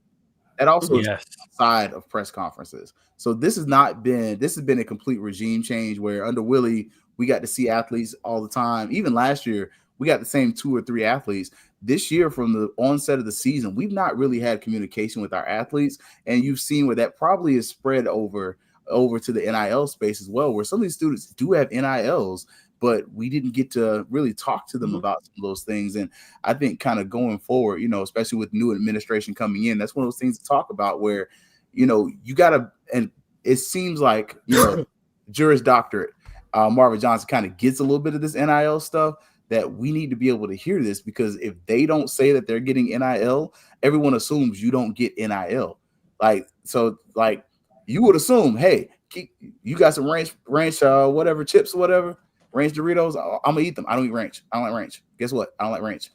You don't know that. Now you know that. You don't know that who's getting NIL and who doesn't, because sometimes our program doesn't celebrate our athletes well enough, and some of that is from the home of our program. Can I jump in real quick on this? There's some things that going forward, what this means that stop asking what FAMU can do for you and what you can do for FAMU. I say that to say this. The great thing about Fang Exchanges is that when you donate, they give you something back. They shouldn't have to, because we all want to thump our chest about what our athletic programs are doing. In order to do that, we need to be able to be competitive to land talent. Yes. NIL and revenue share does that. I keep throwing up this banner because it is part of my mission, because of what FAMU has done for me, to get people to buy in. And it ain't the young people. Well, I'm told it is the young people, but I'm going to say this. From your grandfather to the person that's getting ready to graduate from FAMU, all got to understand the benefits of revenue share and NIL. And to the ones that don't think that we should be investing in this, that is a wonderful aspect to have while you got your $75,000 a year job and you're not trying to figure out how to get $199 Happy Meals like we did back in the day. It's a new day. It's a new time. Invest in Fang Exchange. I know the political backdrop. We all got this issue about what they want to put into FAMU. The program ain't going to get better without you. Invest in the athletes. We love that. Correct. And mentioning that, what are some of the lessons we've taken from this? Because we're going to get to where does FAMU go forward from this. Maybe you can kind of share who and what you think. But what are some of the things that we kind of learned from this? Marcus, I told y'all, Marcus was hitting the nail on the head with some of this. Like, he definitely read the show notes, but I think within everything, there's always a lesson, and that's not just because it's a beautiful song. But what are some of the things that, now that we've seen the Colsey era, after the Simmons era, after the He Who Shall Not Be Named era, and after others, what have we seen about FAMU? What do we know that works? What do we know that don't work? And what can we do to change it? Keith, let me say something. What I think what we've learned, and I found it very funny, because we were in an era of FAMU. Well, we were a band school. All I heard was Marching 100. Willie Simmons comes in, Coach Simmons. He brings us back to our roots of a football school. Nothing against the Marching 100, but you can't have the Marching 100 performing without the football team playing. That's how it was started out. So one of the things I think we have learned is how important that sports is the porch and the doorstep of Florida A&M University. Mm-hmm. And when we have a positive athletic program, football, because that's our flagship sport, and then you start rolling into now women's basketball, men's basketball, of how much money you will get engaged from alumni and from outside entities, because everybody loves a winner. Everybody loves a winner. So what I will say to President Johnson, if you want to look for a win that hits a lot of people and goes the distance, invest into our athletic programs. Understand what is needed. You'll be amazed, because no matter what, I'm not going to get into the political things, but I tell you what, people don't care if you produce. Nobody cares what your affiliate, if you produce. So my thing is, this is one of the things that if you make a correct hire, that everybody gets on board. If you reach out to these young ladies and say, what do I need to do to help you all get more money to get the athletes we need, right? Then all of a sudden, you have winning people, because people always laugh about attendance. But I'm going to tell you something about attendance. Attendance pays bills. If that brag is packed, that means bills get paid. People always talking about Jack State attendance rate, but when that vet is packed, 40, 50,000, they get to do extra things. So to me, what should be learned is how important that this hire is for her and this administration, and going forward, how these people that are on the screen, that like I said, I'm talking about Tasha and Ashley especially, that are beautiful Black women that represent Florida in it. They should be on posters and stuff. You know what I'm saying? They're alums, they're young, they're out here. Video board. Yeah. What'd you say, Keith? I mean, no, I'm saying on the video board. And they need to be on that. This is how you market this. So that's, to me, what I've already learned just having this conversation, because that's what I would do. Because again, no matter, because I tell you what, we get that Celebration Bowl next year, Charlie Ward is winning, Coach Pressure's winning, these championships roll up, you look a little bit better when you walk out there saying that rather strike. I'm just being honest with you. I'm tired of being the butt of the jokes. I'm tired of being the butt of the jokes.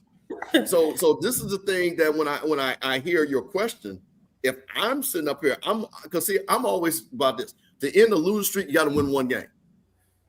So win one. So start with athletics, get you a win streak, and then move on to the next thing that are much harder, that are much more difficult. But when you got literally people here to say, hey, the right coach, because I tell you what, the right coach gets hired, we're going to be rolling. And Ashley and Tasha, because Tasha rolls with them jokers over there on social media, bless her little heart. But they know, let me tell you something, and Tasha knows this, and Troy too, and JP, all of us, they are so scared if we get this hire right, what the hell is about to happen? Oh, yes. Yes. Oh, no. They begged for us to maintain the status quo coach, because they know if this coach get hired, will be no different than Prairie View, will be no different than South Carolina State a year ago, no different than Delaware State. We'll be right back just like that. And we're going to brag different. They can't stand it. Facts. Big facts. Facts. You know what? I'll go next. What we learned, football is also entertainment. We want to win, but we also want to win with the exciting brand of football that we are used to. You want to get people in the stands? Give you an all SWAC quarterback. Give you a Hall of Fame wide receiver. That's put butts in seats and sells tickets. That's what I learned. Looking at halftime and people leaving. Me sitting on the sidelines, working the sideline, wondering, should I really go to this press conference, or do I need to hit Kelvin up and go get this tailgate? That's what should have been learned. God damn, should missed out on some good post game food. I ain't gonna hold you. I'd be so tired after that game. Like, good Lord. I learned. Go ahead. No, go ahead. No, go ahead. I learned very quickly that winning leadership matters. And when I say winning leadership, I mean before you got here. I don't mean when you get here. I mean where you were previously. You need to have some winning mentality, some winning experience, some winning points that you can bring over. Because one thing about this job is that you're going to have to teach those under you athletes and even assistant coaches and everybody in the field house. You're going to have to help teach them how to win, because they may not be, a keen and used to winning. So you just need to, when you come here, I can't speak for anybody else's program, but when you come here, you need to have a winning mentality when you walk through the door. You need confidence when you walk through the door. It's something about T-Jack saying, I want to make it to Atlanta. That man is doing exactly what he said he would do. So not to bring anybody else's school in it, but I think the biggest thing that stands out to me, because a lot of things about that we've seen happen with us these last couple of years or era, should I say, I haven't learned it. I know that we're not playing what he said. You got to win and all the things. We know that. But one thing that really glaringly stuck out to me is you got to walk in here with a winning mentality. You can't figure it out on your way. You need to walk in here with it. When you interviewing, that should be what you're interviewing for. When you walk through the door and you recruit those guys, you evaluate those guys, you bring in your coaching staff, you bring in all the support staff that comes along with it. You got to be yourself. You got to believe before you can make somebody else believe in you. Yeah. I'm hopeful. So what did I learn? I was I was a little concerned that I didn't know. Let me say that because we have new administration, a lot of new leadership. I didn't know if the new leadership, and since we gonna let it air out, we gonna let it air out. Um, there was a lot of bogarting going on in this season. A lot of coming in and doing whatever they wanted to do, and a lot of people coming in. So I was not sure if there was going to be an understanding of the fact that we as Rattler Nation, we want to win. We don't accept mediocrity. We don't want to be middle of the pack. Nope. So I was concerned as the time was going on that we weren't gonna be serious about athletics or serious about this football because ultimately when we talking about all sports matter, but when we're talking revenue generating sports, football is the cash cow. And that's just what it is. And so if we are, mediocre, middle of the pack in football, it trickles down on our other sports. And so I'm hopeful, I'm optimistic in knowing that, our current administration, for whatever reason, whomever, they understand how serious we are about athletics. They understand what it means to put leaders in position, winners in position to be successful. So I learned I feel like we learned that what we always knew, FAMU is going to be okay, which is what I've always been saying. We're going to be all right. Our sports are going to be all right. We, like Kelvin said, we may not control who get hired, but we sure going to have some say on who get fired.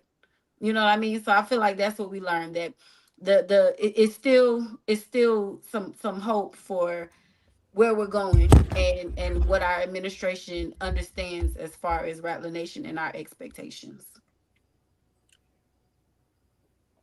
So the one thing that that I learned from all this, I would say, is, yes, like the right amount of leadership is important. Consistency is important. I'll go back to even I know Troy doesn't want to hear me say it, but Kirk Herbstreit was saying something a couple of years ago about how Miami's structure was and how much of a mess that was. I look at us and I say the same thing. The president, the AD, head coach, all three of them need to have the same vision on where they want to go about this whole thing. The next thing I'll say is also, too, and I know a lot of people have also said it in the chat, and a lot of people have also said it here this evening, when you go get a head coach for this job, they need to have a proven track record as a head coach, not as an assistant, but as a head coach. You need to have won somewhere before. And again, comparing schools, I'm not going to compare because I think we're above the rest of these schools in this conference academically, and we should be athletically. I'm going to go look at Kirby Smart when I say this. People laugh at him with like his facial expressions and stuff, but when he says, what is our intent? When he says our intent is to hunt, when he says to a recruit, when you come to the University of Georgia, you will be a hunter. You will not be the hunted. That speaks volumes. When you come here to FAMU, your intention needs to be to hunt. You will not be the hunted. And the next head coach, whoever that may be, I clip this and I hope they see it. What is our intent? Our intent needs to be hunters. We need to be dogs. There needs to be that emphasis on, again, controlled aggression. People need to fear us. I want to see us put people in a phone booth, but at the same time, too, I want to see us also make it a track meet. I hope by halftime, the guys on the other side of the field are literally on their knees sucking wind. And I have a bone to pick with a lot of these other teams in this conference that got off on us these last 2 years. I literally, and I know it's actually going to happen, but as beautiful as it may sound, I want to see some of these coaches run across that 50-yard line and get on their knees and beg for mercy. That's what I want to see. I want to see Raymond Woody sweating in the fourth quarter of the Florida Classic. I can't cuss on here, but basically crap his pants because he got his butt beat. That's what I want to see. Exactly. 1-2, go hunt. That's the intent. See, that gets me juiced up. That gets me juiced up. That's Smitty Rock right there. That's Smitty Rock. Exactly. Sure. No, that's what it is. That's what it needs to be. I think I'll jump on in that way because I know Kelvin and Marcus got one. A couple things, lessons learned. First and foremost, FAMU's not an island. I know, much like Troy, I do have an experience at the Florida State University. I worked at the Office of Financial Aid at the Florida State University, and the first thing I learned when I worked there, my bosses were Rattlers. The director at the time and the assistant director were Rattlers. We didn't have financial aid lines except for 1 year, and everything ran smooth. And my bosses were Rattlers. And so it got rid of that whole but FAMU excuse. And I learned a lot of behind the scenes stuff of why it was different at FAMU versus FSU. A lot of it's staffing and size. But the other thing, we have to modernize our facility use. One of the things you notice that they're doing across the street, they're modernizing how they use their facilities. Doe Campbell S Stadium's not just only being used for football games, they use it for concerts and other things. We have to find more ways to make money with what we got. Like, it seems like the only multi-use facility we have on campus is Lawson and sometimes Gaither. Like, and we use Gaither for Demp Week and homecoming. We use Lawson for basketball season and graduation and some concerts. You have to draw more events onto that facility and into that area that are going to generate revenue. Much to Mr. Campbell's point, when you're bringing in revenue from other places, you can then use that revenue. And much to Kelvin's point, if it's going to athletics, it can be used for athletics and it can upbuild your program. Other thing, hire the right person. Like, we've all said it, but T-Jack interviewed for this job multiple times. We've all mentioned the names of people who've interviewed for this job. FAMU is not the place for a first-time coach. It's just not. Unfortunately, very few first-time coaches excel at FAMU. It's a very small minority. The majority of championship coaches that we celebrate at FAMU, especially in football, they've been elsewhere. They were champions when they got here. They were champions when they got here. You had a ring when you got here. You just added something to your finger when you got here. The other one, use your resources. Like, use your alumni. Use the loudmouths that you have on here to continue to push your agendas. Like, you literally have people here who are on a Monday night. We were like, hey, we're going to push it to Wednesday. Now let's go Monday. Because we wanted to get in front of this because we knew that other people would get in front of this. They would spend it a certain kind of way. And we want to make sure that you hear from FAMU people who have been here every week, every football game. One of us has been either at the game or somewhere near the game, and we've talked about it. And then the last one I have is make connections. Like, you have to make connections which extend outside of the highest of Seven Hills. We love our university. It's a very closed society. But unfortunately, the problem with a fist, you can't get nothing in and you can't get nothing out. We got to open our hands. We got to have our hands opened up so that we can receive more until we can do more. And a lot of times we all understand how the closed society works, but we also don't realize that when it's closed, we can't let anybody in. And I feel like y'all, when it comes to some of our leadership, some of them are outsiders. And I agree with y'all that some of them don't belong here, to be honest with you. But I also understand the same point that if they can bring something to us, because I'll say this, I said this week too, let Cozy keep losing. Marvin's going to get rid of him. Y'all don't think Marvin got tired of sitting up there looking stupid at the football games? Like, okay, it was cool for her to be looking like, inebriated and whatever else and doing a rattler charge because we told her to do that. We did. Like, hey, get like Humphrey. Humphrey was drunk up there. Go follow him. But you don't think at the end of the Florida Classic she was looking in the room and she was embarrassed? That lady was definitely embarrassed. You don't think when she went to Itabena after that game and she was following the football team, shout out to her. She rode the plane that she wasn't embarrassed because her friends was in there with her. I ain't telling you what people told me. I'll tell you what I saw. I know some of her friends. Oh, yeah, I'm being a suite with Marvin. Oh, that's what's up, bro. So it was embarrassing. And so this wasn't simply an athletic director move. So the things we've learned is that we've got to grow. We've got to build. We've got to extend. We have to find new ways to make money. We have to embrace revenue sharing, find new ways to do revenue sharing. We've talked about the FANG exchange. There's some things you got to do different.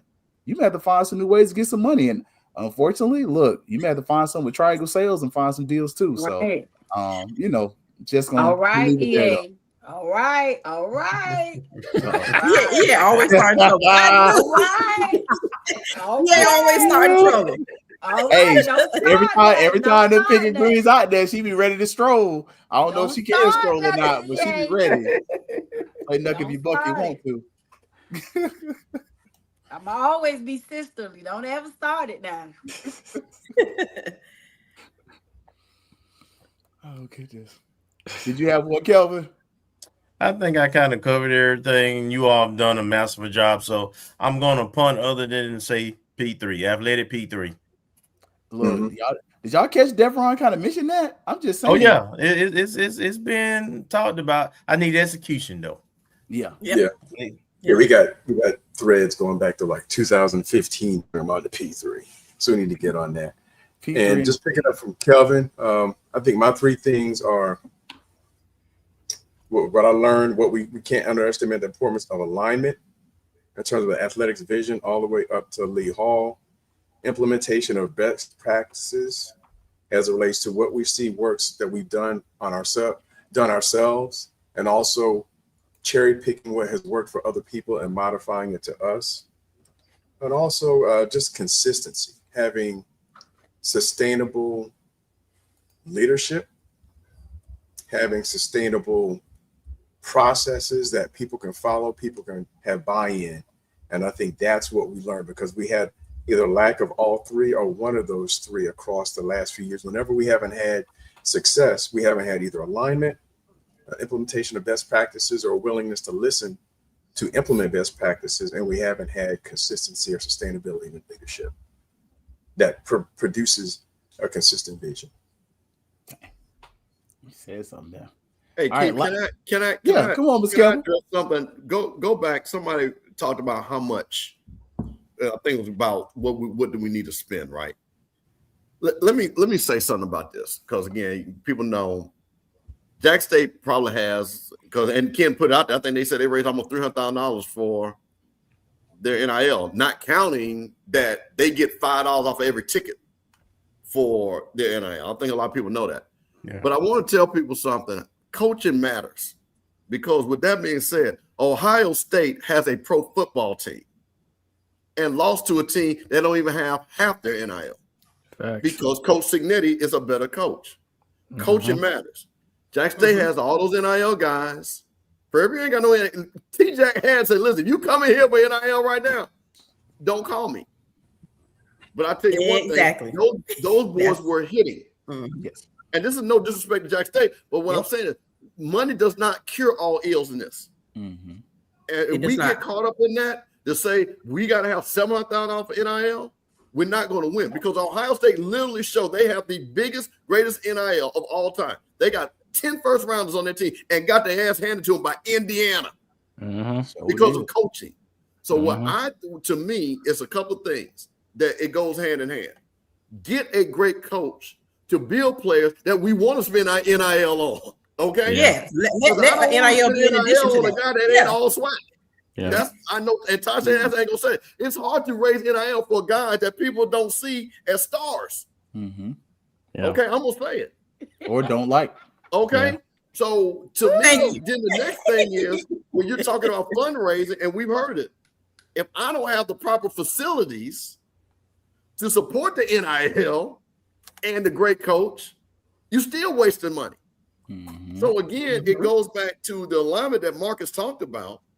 Is you got to start with the great coach, which means the people that are hiring have to understand what that definition means. If you don't know, call me. I will explain it to you, because I'll show you all the great coaches. Second of all, what is your long-term vision of bringing our facilities in the 21st century? So when we bring recruits in, they feel good. And then last, when we send them out into the world to Tasha and Ashley, that we're giving them something that is worth something. And then people, because again, the NIL thing is one of the hardest things. Trust me, I sponsor.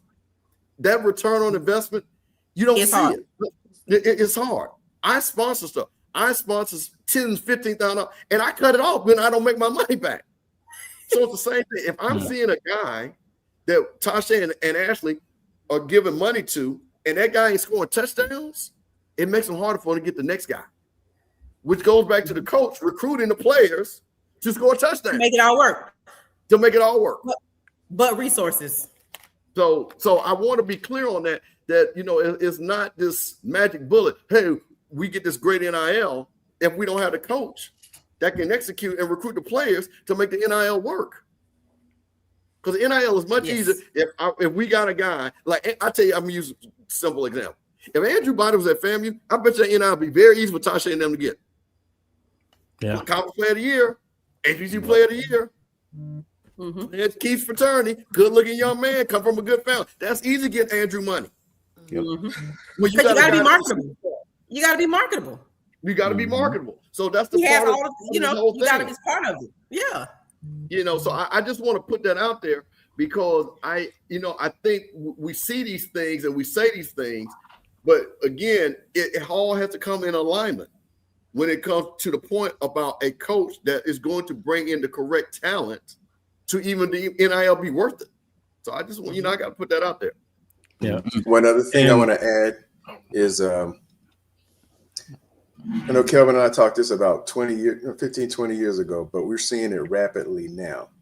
We as fan bases and even the structure we put in our athletic department needs to be prepared for coaches leaving, putting them in a successful track, such that we are what I call the cradle of coaches, and they'll want to take our coaches because it's going to happen, and then be prepared for that eventuality by having a short list of people who are either on other schools that we can have, or people who are really, really, really up and comers.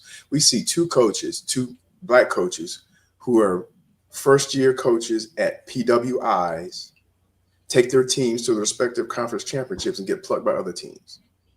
I'm talking Jerry Mack at Kennesaw State. I've heard rumors about him. And you just saw Charlie Huff, who went from Marshall to Southern Miss and just got hired at Memphis. Mm-hmm. That's going to trickle down.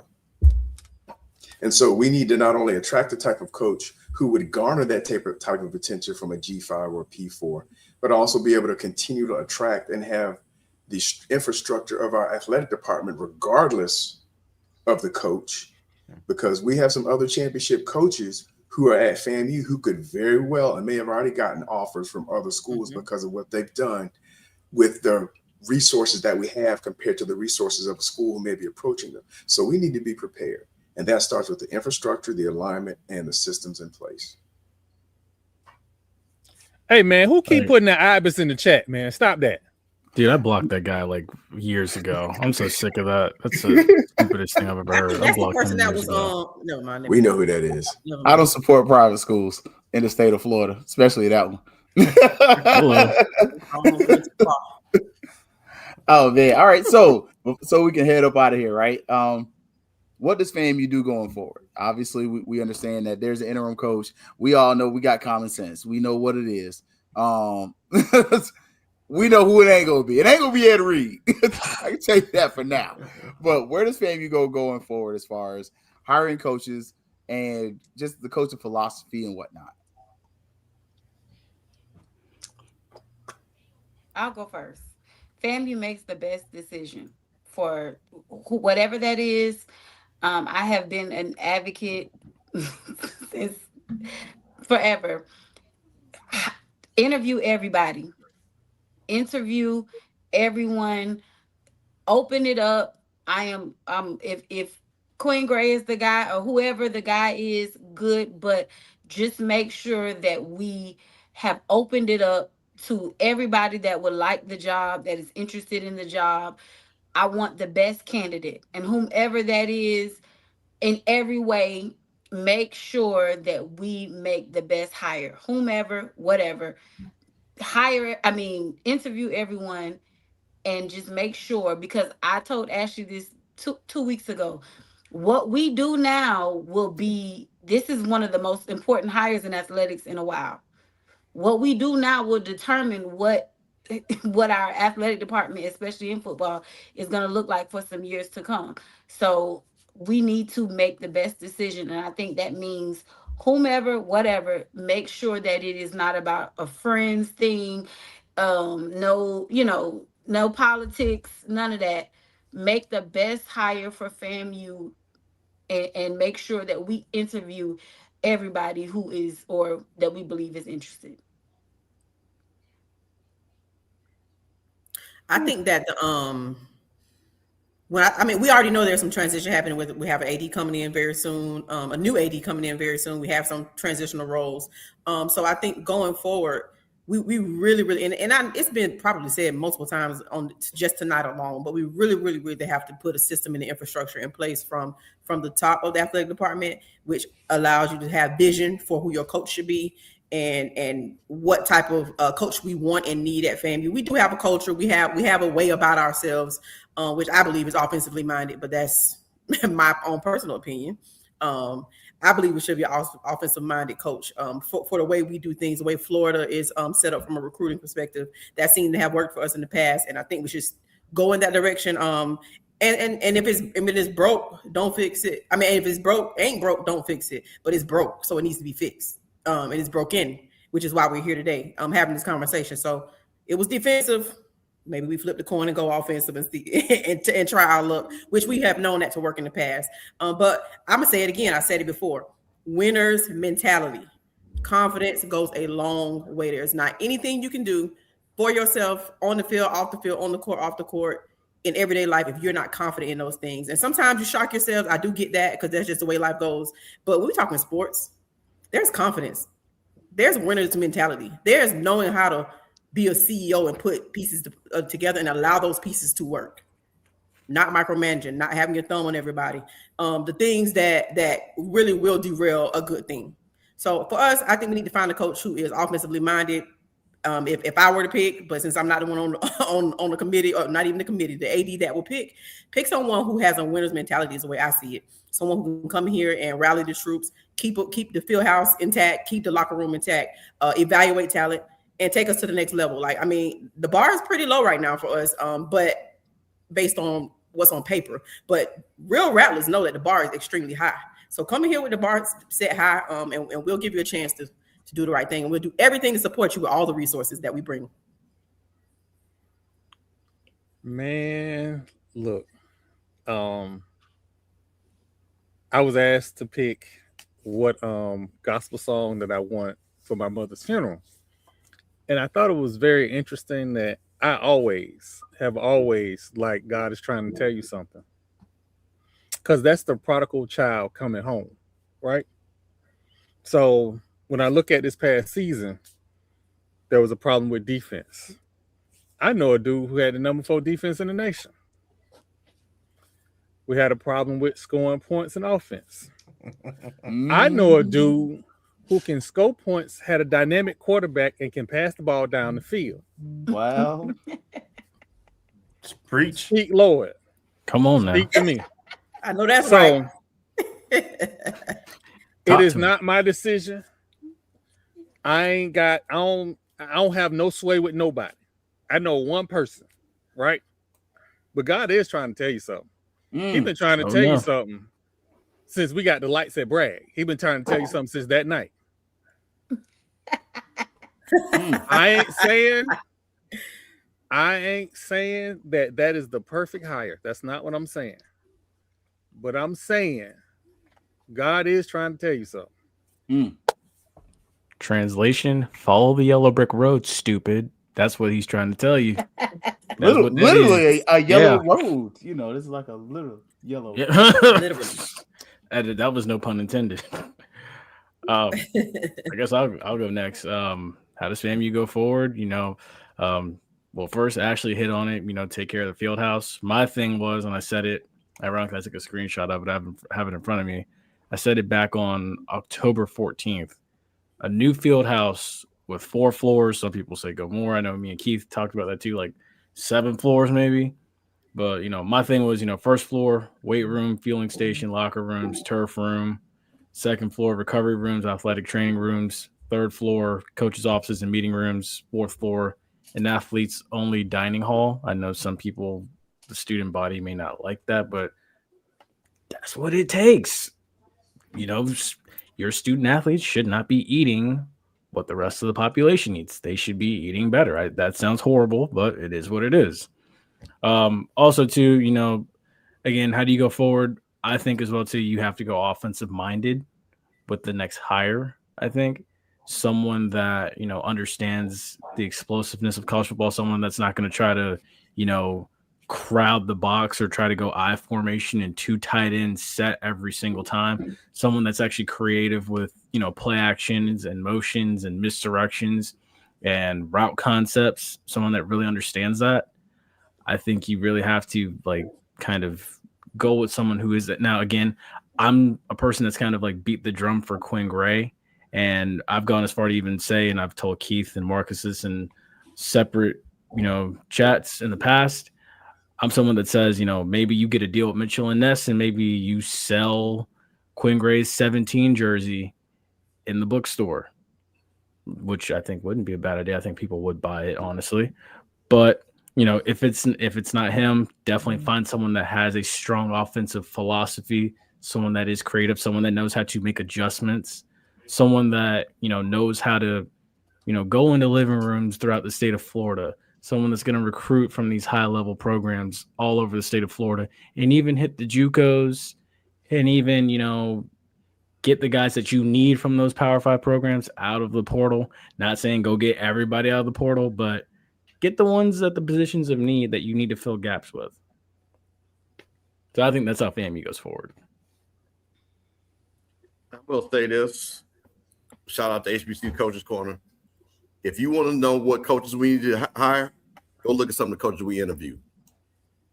Every coach that could be a great coach at FAMU, I've interviewed them. So those names are already there, already listed.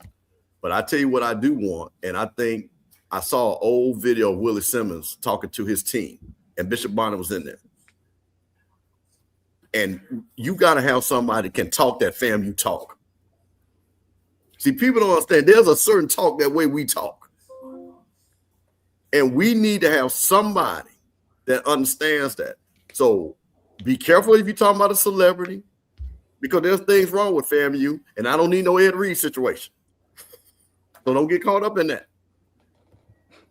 Also need a person that is not quiet and timid. Because when you go in that 220 club, they're going to ask you questions. And you better be prepared to answer. Mm-hmm. I've seen times when coaches walked in there and weren't prepared to answer questions. That's what you got to do. So you can't run from that. That's part of the FAMU culture going over there at that 220 club. So give me a guy. Quinn Gray is on one. I think him and TC Taylor on one side. That quiet, confident, but I know how this thing works because I was born here and raised here, and we're going to do it that way. And then you got the Trey Olivers and the T Jacks. They say, hey, listen, I don't care what Jackson State, Southern Bethune, I'm beating everybody's ass from day one. And y'all need to get on board with it. So either way you go, understand they both have the level of confidence to walk in front of the alumni saying, this is FAMU, and the only thing we do is win championships. Mm-hmm. If you ain't that guy, don't apply. And that's all I want to see. So I can tell you, I've interviewed those guys. Quinn Gray is that type of guy. Jermaine Jackson, that type of guy. Trey Oliver's that type of guy. Chennis Berry is that type of guy. I don't care. Like I say, if we got to go big game hunting, hey, talk to them all. Deshaun Jackson, that type of guy. Mm-hmm. Because this is what FAMU needs. It's no more of that. We need to sit back. Because first of all, these kids are not going to even react to that. Because they're going to run you over. Yep. TC literally had to sit down when they start running back. But I tell you what, though, he didn't play no games with it. I have to respect the coach like that. You don't get no specials over here. So I'm just letting everybody know I want a guy. And like I say, I love Quinn Gray. I think he'll be amazing. Any one of the people that I named, that's what I want to see walking through that door. And that's your short list for everybody that kept putting it in the chat. Because I'm definitely coming with some smoke. Let me go on and just let y'all know right now. I emerged from the smoke. I'm like Jeezy, baby. So real quick, look, cuz say quick. I just had the graphic ready. I had to adjust it a little bit, but the smoke is here. I ain't ducking not nan bit of smoke. So right now, first up, Quinn Gray, FAMU legend. I came to the herd. Yeah, I came to the herd. He just had the season he just had. And he did that with an injured quarterback, and they still almost won the game. Mm-hmm. Second, Jermaine Jackson. He applied for the FAMU job multiple times. You won't be ever, I promise you, in your life, be begging for fans to come out to homecoming and talk about where's my line. You won't never have that happen at FAMU. I promise you. You want to hear that FAMU talk? I grew up in FAMU. I talk that talk with y'all all day. Second one, Maurice Flowers, Johnson C. Smith. Why he's a program builder. FAMU does its best when we have people who can build programs. We're at our worst when we have people who are inexperienced, and normally defensive-minded coaches don't do well at FAMU. Facts. Ashley's telling you something. Next one, I'm gonna tell you straight up. Todd Knight. I ain't scared of white boys. At Newberry, he went over to Pensacola, applied belt to ass. He went down to Albany. Granted, he had a little bit of advantage, but he went in there and won. If you could do that twice, and Newberry normally has a pretty good Division II program. That's a call I make. And last one, Caleb Nobles, University of West Florida. We understand University of West Florida is making changes. They're going to make strides athletically to really catch up to where FAMU is. But we've seen what he could do firsthand. We watched him come in to brag and put a little bit of scare into some of us. So for me, those are 5 names I off the rip. And notice everyone except for Tremaine Jackson was somebody at Division II. The only reason I go ahead and jump on Tremaine Jackson is because 1, what he's already done, but 2, he's already applied for the job.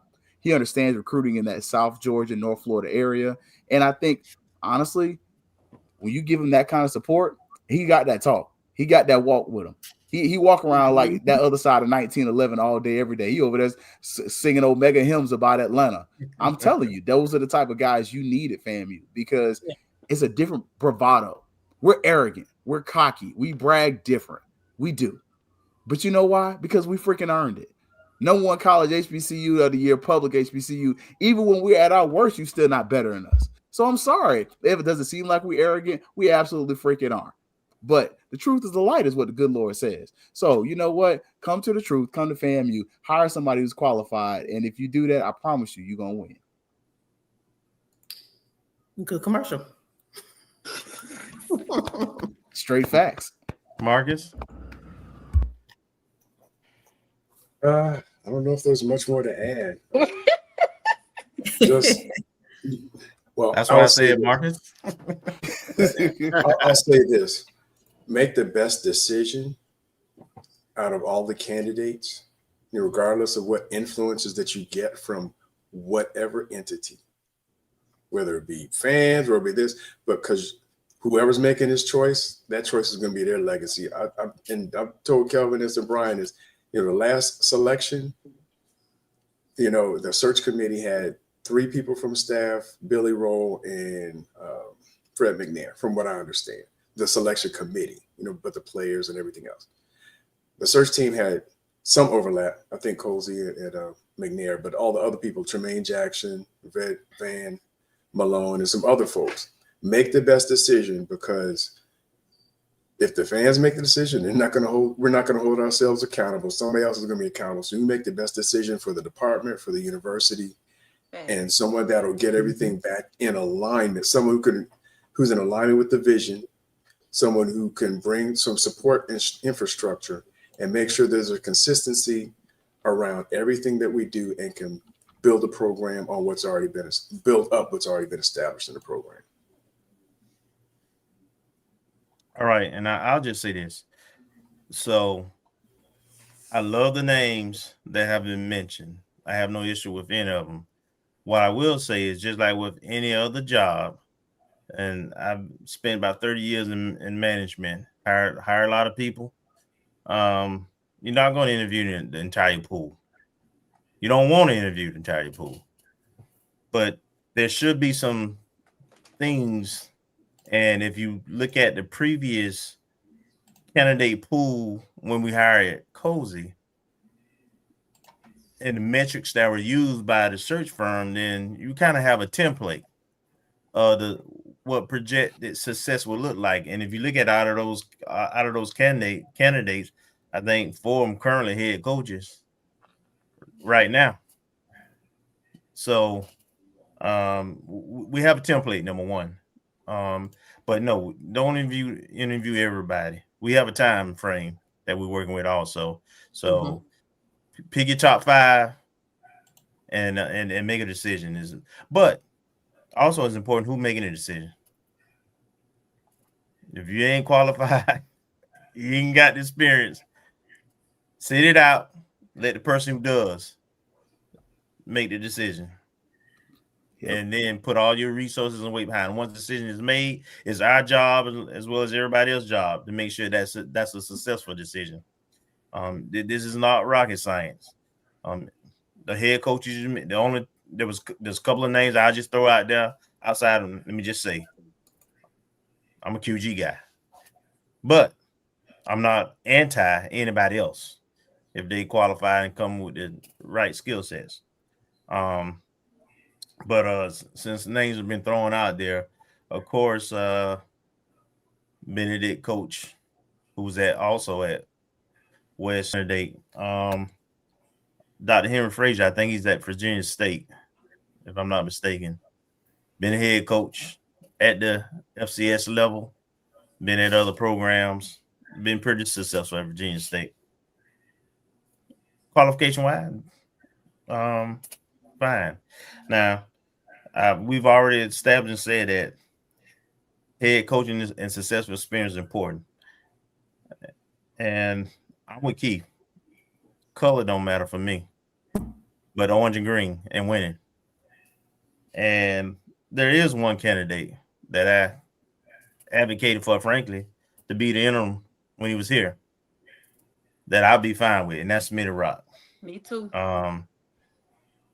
You know, Absolutely.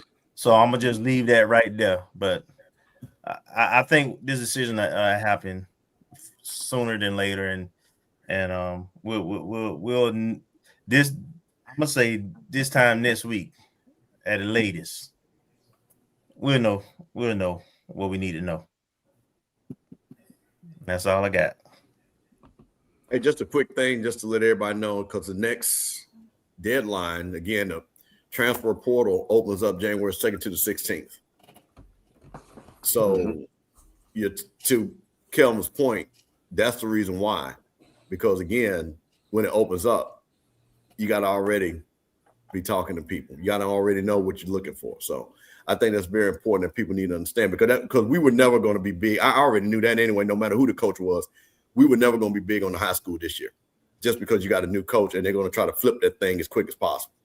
I think a coach comes to the next year, like what you see with Prairie View and what you see with Jack State, then you can start building through the high school ranks. But any coach is going to come in here, he's going straight portal hard, and I'm not mad at him. So, I just want to kind of put that out there as a timeline, because, Kevin, I think that's important what you're saying about the time now as far as a hire.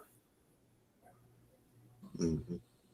Absolutely. Yeah. I feel the same way. I also definitely bounce a little bit back though, because I think depending on who the new coach is, you'll be able to retain some of those athletes who have hit the portal, because I don't feel like some of the players have hit the portal because they didn't like the current administration. They didn't feel respected. And I'll leave that there. I do feel like some of those guys will be willing to stay with a change of guard. Yeah, I can confirm. I've had conversation, Same. and that's a fact for some of those that will happily return. Yeah. Something else we need to kind of be aware of. I do not think it will be good form to overshadow the Celebration Bowl, so I don't think this will be a Friday announcement, Thursday announcement. So I'm looking for something relatively soon or early next week. Yeah, and let me say this. When I said that we need to, my thing is, I understand that we don't have time to interview everyone, but what I don't want is there to be this idea of we have our guy. I want you. I'm just saying, for me, I want to make sure that there is no stone unturned. We know we don't have time to interview everybody that applies, but don't this is our guy, us. Don't do that. You know what I'm saying? Unless it's our guy. Huh? Yeah, because they're gonna do that. Like the state of Florida, like they got their three candidates. That's what we guy do. down too, and that happens guy, everywhere. what's your plan? I want because this is the hire. This is a big time hire, and so yes, you might have our guy, but take your guy through the ringer, question him too. And if somebody else comes along and our guy don't have the right kind of response that somebody else does, then we need to make the right hire for FAMU. Don't just hire the guy. That's all I'm saying. We need to, because this is not about us or any, It's about winning. what's best for the program. Absolutely. Right. Yeah. So But we all know. So our guy better be a winner. Right. Whoever that is. We are saying the Whoever same that thing. is. Yeah. We I'm know saying the better. same thing. Right, Yeah, we're saying the whoever same that thing. is, But whoever we know the it state is. of Florida. We Because know the rules. I'm like Ashley say, I'm leaning on the shield. I'm riding with the shield. So whoever that is, if the guy is the guy, cool. But if somebody else is the guy, let him be the guy. We And know the guy the better be a rules. winner. You need 3 people Better to win. apply for That's the all. job. Whoever it is. So you get They your better guy win. and you get your 2 others. And 2 others can get an interview and they can do as well as they want. But we know your guy is gonna get the job. Like it's a state of Win, Florida. baby, win. Ain't nothing changed. Don't We know how nobody it get a is pass. working for the state of Florida. You right, Josh. Nobody get a pass now. Yeah. No. Nobody get a pass, but that track record gonna carry some people. Oh man, look, we went a little minute today. We definitely needed. did. It was Yeah, definitely we needed, man. We know we gonna go. And I gotta say one thing. That one when Kevin was like, "Oh yeah, we gonna go on Wednesday." I'm like, "Bro, you tripping?" I'm like, It's an opportunity. Yeah, for I'm real. like, I'm just about to What's tell you, I'm like, call everybody. They gonna come on Coach's Corner tomorrow. We about to do a show. That's what I call everybody. Hey, me and For the Tashay was record. saying the same thing. This is an opportunity right here You now. about to get jumped. For real. I'm like, Yeah. For the record, I ain't gonna throw nobody in the bus, but it wasn't Kelvin. no, Oh goodness, wasn't Keith either. I say that. But look, y'all, we got to make sure everybody signs off. Thank y'all for coming all season long. Thank y'all for dealing with but we had fun. This was something we found to be cathartic, energetic, and honestly, I don't think therapeutic. I don't know if this contributed to whatever this is, but I do know for us that are FAMUans, it was helpful to have a place where we could vent and talk. And I honestly don't doubt that those in power are also watching and listening. You'll be surprised how many times they parrot some of the stuff that is said on some of these shows. But we're gonna make sure everybody's the sign offs. I'm gonna start off with Marcus, because I know Marcus is staying late. Y'all know Marcus love y'all because it's late. Marcus, go ahead. Let us know, because I know you got things to do. Pulling the Brian on me. But yeah, Marcus Green, one of the co-hosts on the ONG Strike Zone. Pleasure to be on with all my family, and just thankful for the opportunity. Yeah, we appreciate it, Marcus. I forgot to give Marcus the big screen. I was over here trying to multitask and manage multiple things. Troy, come on through. Let us know, everybody know where they can find you. Look, Troy got some plans going himself. All right, so you can find me at watch.fatmouthsports.net. That's our YouTube channel, Fat Mouth Sports. On Tuesday nights, we have we have the Strike Season podcast. And then on Thursday nights, we have the Gathering Old Men podcast. This Thursday, we will not be broadcasting. It is Celebration Bowl week, so that will be our travel day. Friday, look for us to broadcast. Hopefully, I see some people from Atlanta that I can get on the show and have a good time with. But as always, lead with love. And I want to thank again everybody that sent love and prayers from my mom. Ashley, come on through. Shout out to myself, my girl, Fang Exchange. You all on this podcast panel have championed Fang Exchange more than, and we appreciate it more than you probably ever know. It is really hard work. We talk about this day in, day out, morning, night, noon. When we get off on here, we're probably gonna be talking about it again because we got a situation we're working on. So it's a never-ending, difficult task, but somebody has to do it, right? So why not us? So with that being in mind, you can find us at Fang Exchange on any social media platform, literally just Fang Exchange. My boy Troy over here has the logo in your background. Do a little matrix for me, Troy. There you go. Fang Exchange right there. The website, www.fangexchange.com. We are heading towards new horizons as we look for a new head football coach. We have other programs though, so keep that in mind. We have volleyball, we have softball, we have baseball, we have basketball, men's and women's. We have tennis and golf and all the things. So we are not just here to support football as much as we talk about football ad nauseum. We have multiple sports, right? So come check us out. Shoot us a DM, send us an email. Ask us any questions you have. Let's get these memberships up. You know, we talk about NIL, we talk about rev share. The school is going to take care of rev share. That's not what we take care of over here at Fang Exchange, but we can improve our NIL, which is an additional help to our student athletes. And for the record, once again, Fang Exchange, along with other entities at the university, we have been engaging in NIL since 2023.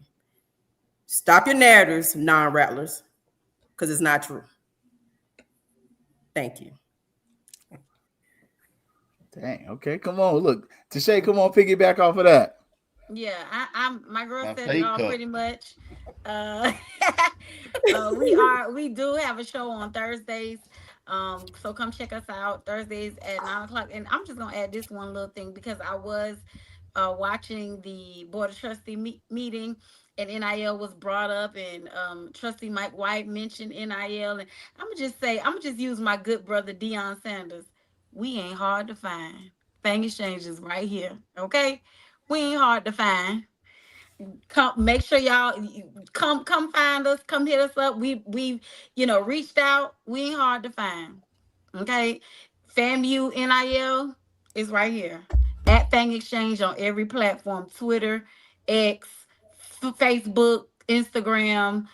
Info at Thing Exchange is the email address. However you want to contact us, bird signal, pigeon, we ain't hard to find.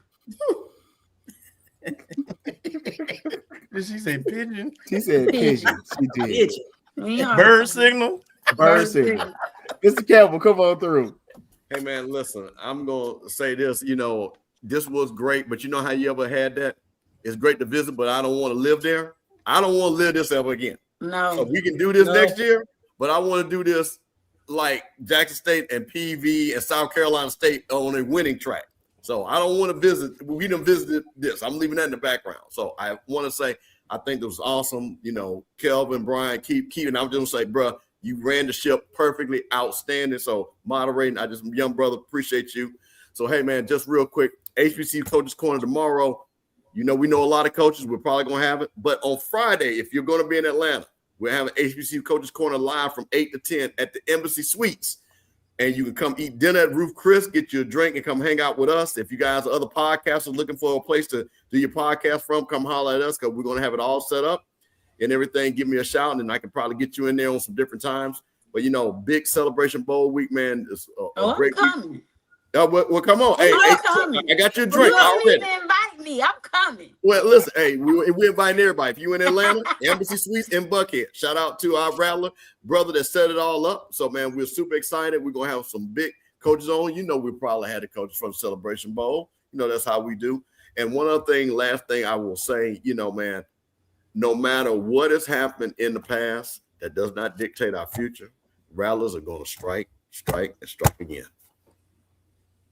Come on through, J Peeps. Yes, sir. Yes, sir. First things first, I do want to say, appreciate, Kelvin, Keith, Marcus, also Brian for, putting this together on Monday nights. I've enjoyed this. Sometimes, you shouldn't cuss on other people's platforms. I try to do better. I'm going to try to do better next year and everything. But I did, honestly, I enjoyed this. This was awesome, getting to watch film and really just breaking it down, seeing everybody every week. This has been great. Also, too, shout out to Mr. Campbell. I haven't tallied up the numbers yet. Mine's looking bad, bro. It's looking bad. He was our guest picker, but I mean, hey, look, we're going to see what happens. I know mine didn't look that good either. Hopefully, when the playoff starts, I can get out of my slump. But also, again, I will also say, FAMUly, Rattler Nation, the sun will shine on us again. It will. And then as well too, Running Gun Podcast, Wednesday night, me, Ace, Mr. Sasser. There is no countdown to kickoff until Orange Blossom Classic 2026. Me and Bishop are taking a little bit of a break right now for the Rattler Roundup podcast, but that will also return too. And again, Wednesday night, I know some of you guys are in your feelings about how the playoff came out and stuff. So by all means, come on Wednesday. We'll discuss it. We'll debate it. Because that playoff video, that was crazy. I don't know who wants to be up at 2 a.m. talking playoff football with our ugly mugs. But again, come on Wednesday night, 8 p.m. We'll be talking about it.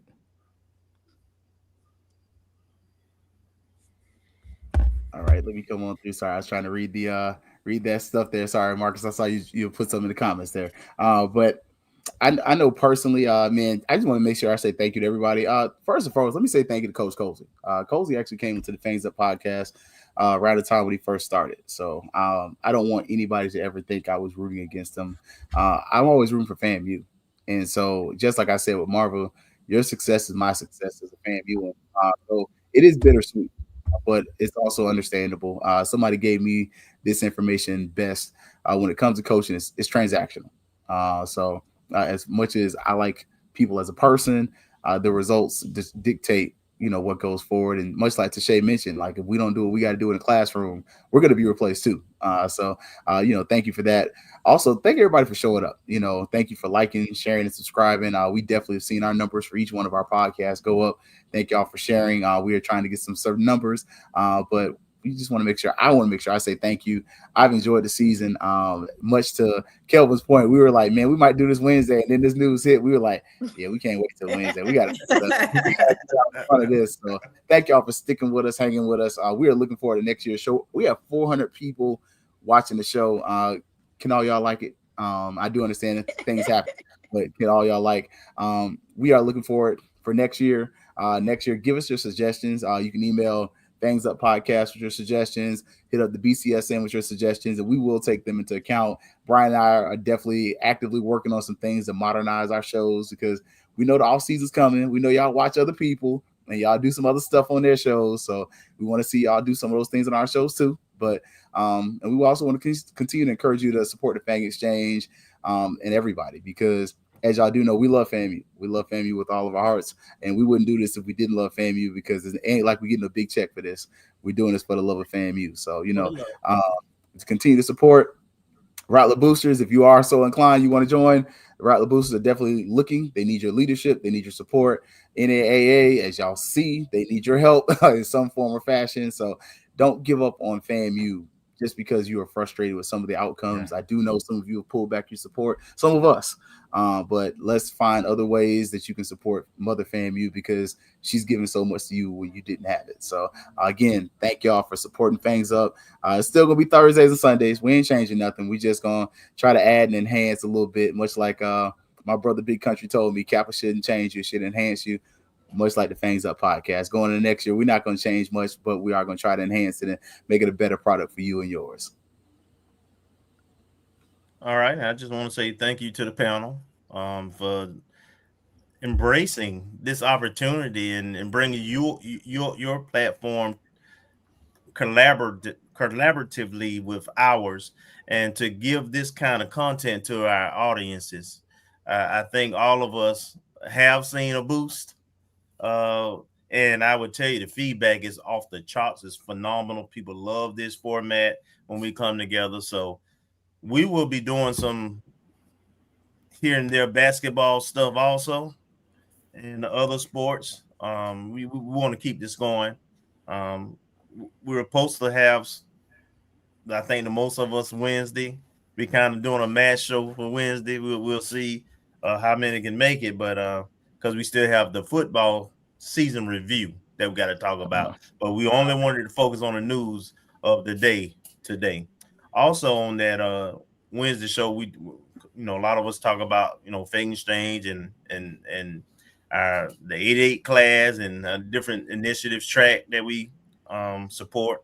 Well, we have Rick Kinsey to talk about the track initiative, and we're gonna make one final push to exceed what the goal was, which was 40K. I kind of know some things, but I'll save it for Rick to get here and just be prepared to give. And we have a lot to be proud of because almost every initiative, whether it been golf and canopies and nutrition as Fang and Chase boosters and others, 220 Club that came, is a lot of things out there where we've met all those goals. We've hit them all. Mm-hmm. So we don't just talk the talk, we walk the walk, and it's important that those of you who are out there who watch this show that you support our platforms, number one, so you can get accurate and good information and not street committed stuff. Then the other part is we keep you invited, we informed on what's going with all things FAMU and all sports FAMU. Everybody want to talk about football, and it's important. It is the cash cow, but we bring you the coaches from all the sports. We bring you the recruits from all the sports.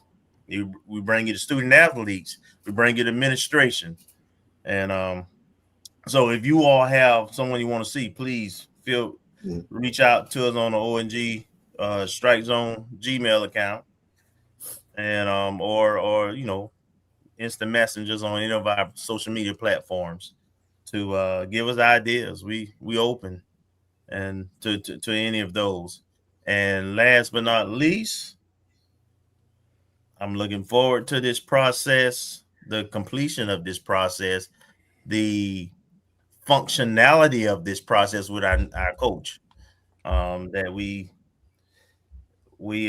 get the right person. And then when the decision is made, again, it's our job to make sure that they have everything they need to be successful, that we support our student athletes and our administration and return FAMU football to the top of the throne where it belongs. That's all I have. Go ahead. Hey, Kevin, can I say one thing to you, though? Yeah. If we hire a coach, tell Brian we ain't waiting till no Wednesday. We get right back on. If he hired tomorrow, we'll be running right back. We own it. We own it. Thursday, we running back. You can tell Brian because he already know to set up. He'll let you know we running back. Hey, to that point, is he here right now? And are we on? Hey, we got the Adventures without Nick Fury tonight. That thing drop on Thursday night. The Adventures We is back. 100%. You got it. Long as y'all know. I got all y'all numbers. I can get a contact off. We have a coach's corner OG on y'all. Right. Look, Everything must stop. We have to get our T-shirts for next year that say FAMU Avengers. Yeah. We do. Yeah. I got some ideas on that too. Okay. Yeah. Nice. All right, yeah, want to put it out there. I ain't want to have no problem, Kel. When I text you, bro, I'm like, hey, the man got hired one time. Hey, I'm glad you pushed it because me and Tashay was like, I know we not finna miss this moment. I Oh, know we no. not finna miss this moment. Look, no, I couldn't do it. You got too many aggressive minds in one area. That right. man.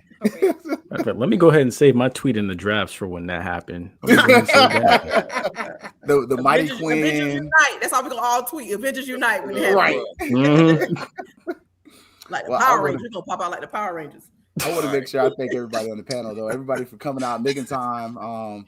Thank y'all. Y'all been Avengers. Y'all made this an amazing season. It's been a lot of fun. And man, when I tell y'all, I tell people all the time about my FAMUly, you wouldn't believe what my FAMUly is like. And my FAMUly is better than yours. So I'm sorry, you should have went to FAMU like me. But, and if you had, your family would be great like mine. But we different, we brag different, but we love different too. And so, thank y'all for coming in here. When we do announce whoever the coach is, the Avengers will reassemble. And if not, as many of us as possible will be there. Nick Fury will be there on Wednesday with us. So, we'll have that as well. So any parting words before we let everybody head up out of here? I already said mine. Go Rattlers. Go Rattlers. Scared money don't Go make Rattlers. money. Go Rattlers, scared money don't make money. Y'all already know the Rattlers will always strike and strike. And strike again now. Here they come. And no, don't forget, the 100 is bringing belt to ass to Atlanta. I'm sorry. Next squad, let y'all know 100 ain't playing with Southern. Y'all got one drum major. We got 5. Back to back. All right, y'all. We'll catch y'all Wednesday. And if we get a coach before then, y'all might hear from us before then. All right, y'all. We'll catch y'all later, and the Avengers will reassemble.